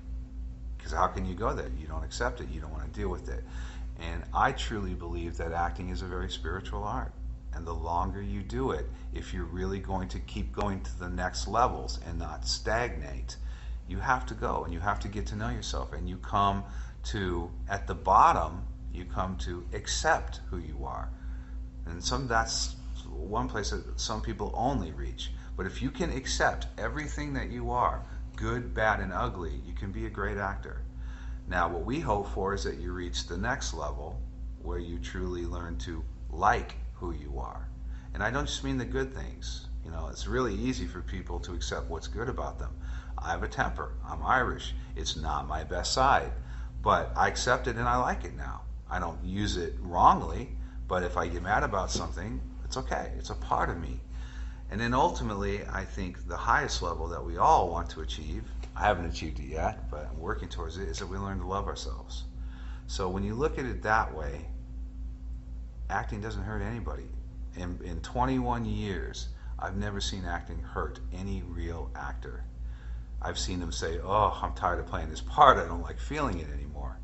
But in that, there's understanding. If you're going into yourself that deep, and you're looking at yourself and what makes you feel and why you feel, you're going to come to some pretty powerful insights about life. Now do it like a big joke.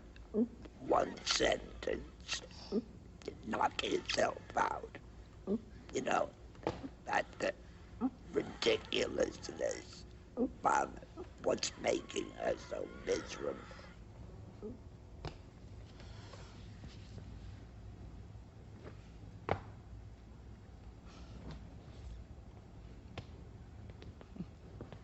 Nothing in life is alien to you. I was a penniless girl from Summits. I got off the train in Spoon River. The houses stood before me like with closed doors and drawn shades. I was bored out. I didn't have a place or a part in any of them. I walked past the old McNeely mansion, a castle of stone with walks and gardens, and these workmen all around like guards, and the county and state upholding the property for its lordly owner, full of pride. But down at the commercial, I saw a man. He winked at me when I asked for work. It was Walsh McNeely's son. He proved the link in the chain of title to half my ownership in the mansion through a breach of promise suit. The scissors. So you see, from the day I was born, the house was only just waiting for me. You know, there's a characteristic difficulty. I don't know why. Yes, I do. But it's easier to be miserable than to be happy. You know, when you're supposed to be happy, you get all tense and miserable.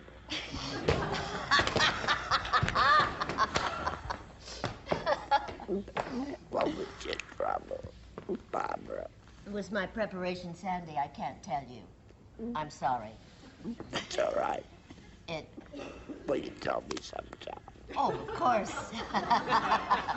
Privately. It's just, you know. That's all right. To come back to this business about being happy. It's a pain in the neck. It tenses you up. You're afraid to stop. Or it'll drain away. You know. So it's trying to keep it going. You get tense. Mostly here. But that was well on its way. Preparation is a daydream. It is wishful thinking. Call it what you like. It is a device of the imagination which stimulates in you what you're looking for emotionally.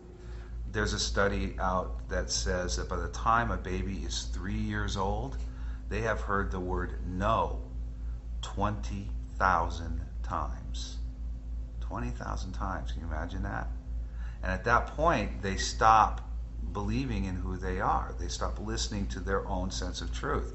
And it comes from mom and dad, and they're the authority figures. Now you multiply that by school, you have to conform to fit into those rules. Religion, I'm not saying religion's bad, but there's a lot of dogma in religion that you have to follow. Relationships, by the time somebody gets to be 18 or 20, they don't know who they are anymore. They're so used to listening to what they're supposed to be or how they're supposed to fit in, and they've quit listening to themselves. So this work is all about unraveling that and getting back to the instinctual person of you. We believe that your instincts are 100% right. They're there for self-preservation. So how can they be wrong? So when you listen to the heart and you listen to your truth, your inner truth, you're on the ground, you're solid, nobody can knock you over. But when you listen to society, that's somebody else's idea. So you're not grounded, and you can be knocked over very easily. You can't be a lady or a gentleman. It applies to girls. You cannot be a lady and be an actress. Because what does that imply? It implies that the non-acceptable social emotions have to be hidden. No. I must not be or show unladylike characteristics. Nature doesn't work that way. Society is man-made. Somebody made up a bunch of rules that said, I will subdue or repress who I am and how I feel for the betterment of the group so that we can all survive. And perhaps we need those rules to live in a city. We have a city of 12 million people here. We need some rules, and I need to subdue some of myself so that everybody gets the benefit. But in art, it's complete and utter death. The thing that's got to hit you emotionally, and out of that comes your response. I could explain to you the character of Mrs. Oswald in Ghost until you're exhausted and I'm exhausted. But it won't help you because it doesn't touch your experience. I wondered, Sandy, if you still, this is after the preparation of a scene, if you still teach and help those actions that you did when I was in school, you would say to do, you know, this particular beat, it has a certain action, and this one will have another one if you put them together correctly. And breaking down the script into beats, into this action here and this action here. I mean, the underlying action. Or if you have to get mad or something, just go. Make yourself do something. Well, then you look mad if you do that. I mean, you feel mad. But why not? Do you still teach the students to write those things down in the margin? No more, huh? I found it so valuable when I was stuck. Maybe, why? Is it wrong? It's not right. It's not wrong. You don't teach It's whatever helps you emotionally. You said many years ago when I was in school, you said,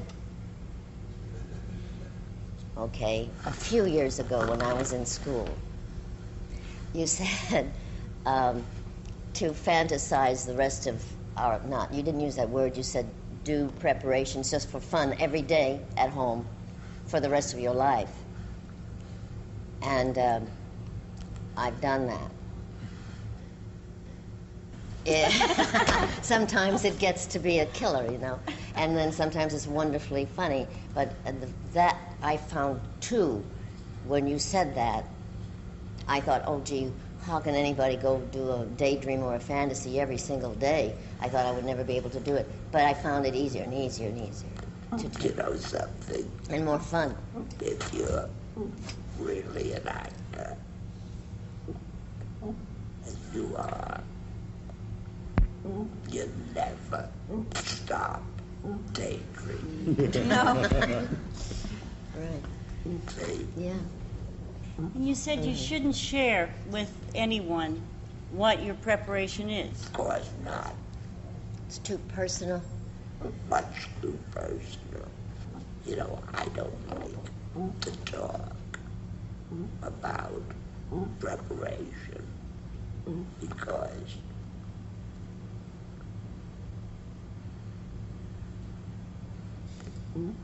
it's too complicated for the not talented and comes rather easily for the talented. I studied with Stella. I was at the Actors Studio 2 weeks after Lee Strasberg died for a year. I studied with Bobby Lewis. I watched Uta Hagen work for years. I studied with Herbert Bergasso. I studied with all of them, the best. But Sandy's system is the only one out of all of them that has a systematic approach from day one all the way up through what I would consider college that gets people who don't have that raw talent that we're talking about of Marlon Brando to the same place that Marlon got naturally, literally. Just because I don't come to life with any one particular activity, I shouldn't just attack myself, not saying, well, I'm not a good actor because I can't get this. It's probably because I didn't set it up right. And I've learned that so much, probably 99% of it is the homework that has to go into setting up the exercise and the activity. And if I set it up right and just simply do it, after that, it will just happen for me. The state of the technique today is that we're becoming the main technique. You're seeing a lot less method classes. You're seeing a lot less Stanislavski because it takes too long. You know, I always said Sandy's work is nuts and bolts. There is no such thing as grammar, punctuation in acting. See, no commas, no, I don't know it myself, but no commas, what else? Exclamation, periods, and so on, because the whole thing works on your natural impulses. See, did you know that there was no punctuation in Shakespeare? The academicians put it in. They didn't write it with periods and commas. If you looked at the first folio, you'd see that. It's when the colleges got their hot hands on them. If you say to somebody, drop dead, you don't need any punctuation. The secret of the stars, gravitation. The secret of the earth, layers of rock. The secret of the soil, to receive seed. The secret of the seed, the germ.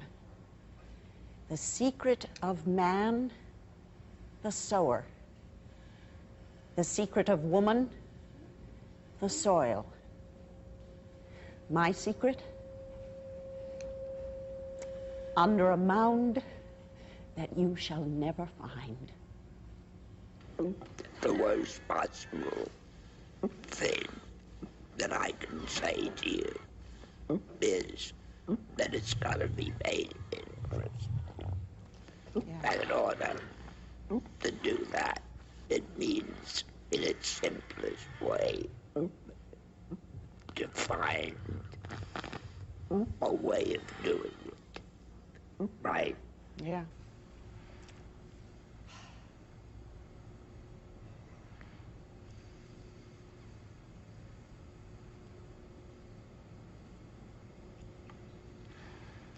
Count them all. The secret of the stars? Gravitation. The secret of the earth. Layers of rock. The secret of the soil. To receive seed.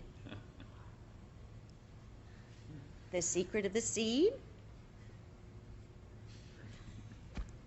The germ. The secret of man. The sower. The secret of woman.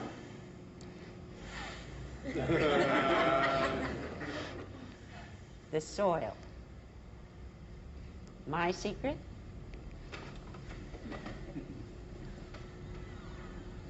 Under a mound that you shall never find.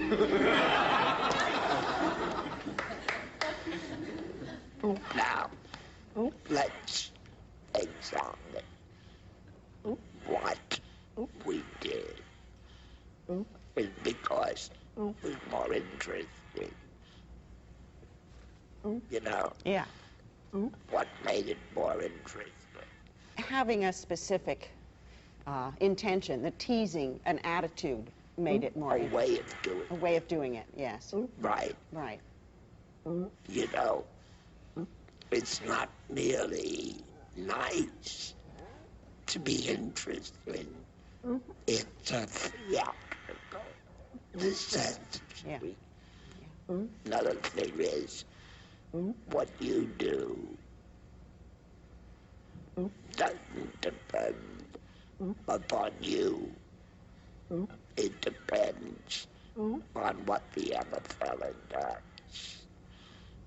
When I read this, I really had no idea what to do with it. Isn't the whole rehearsal process working out your character idea? Yes. Yes. We're a good actor. If you stuff making a living that way.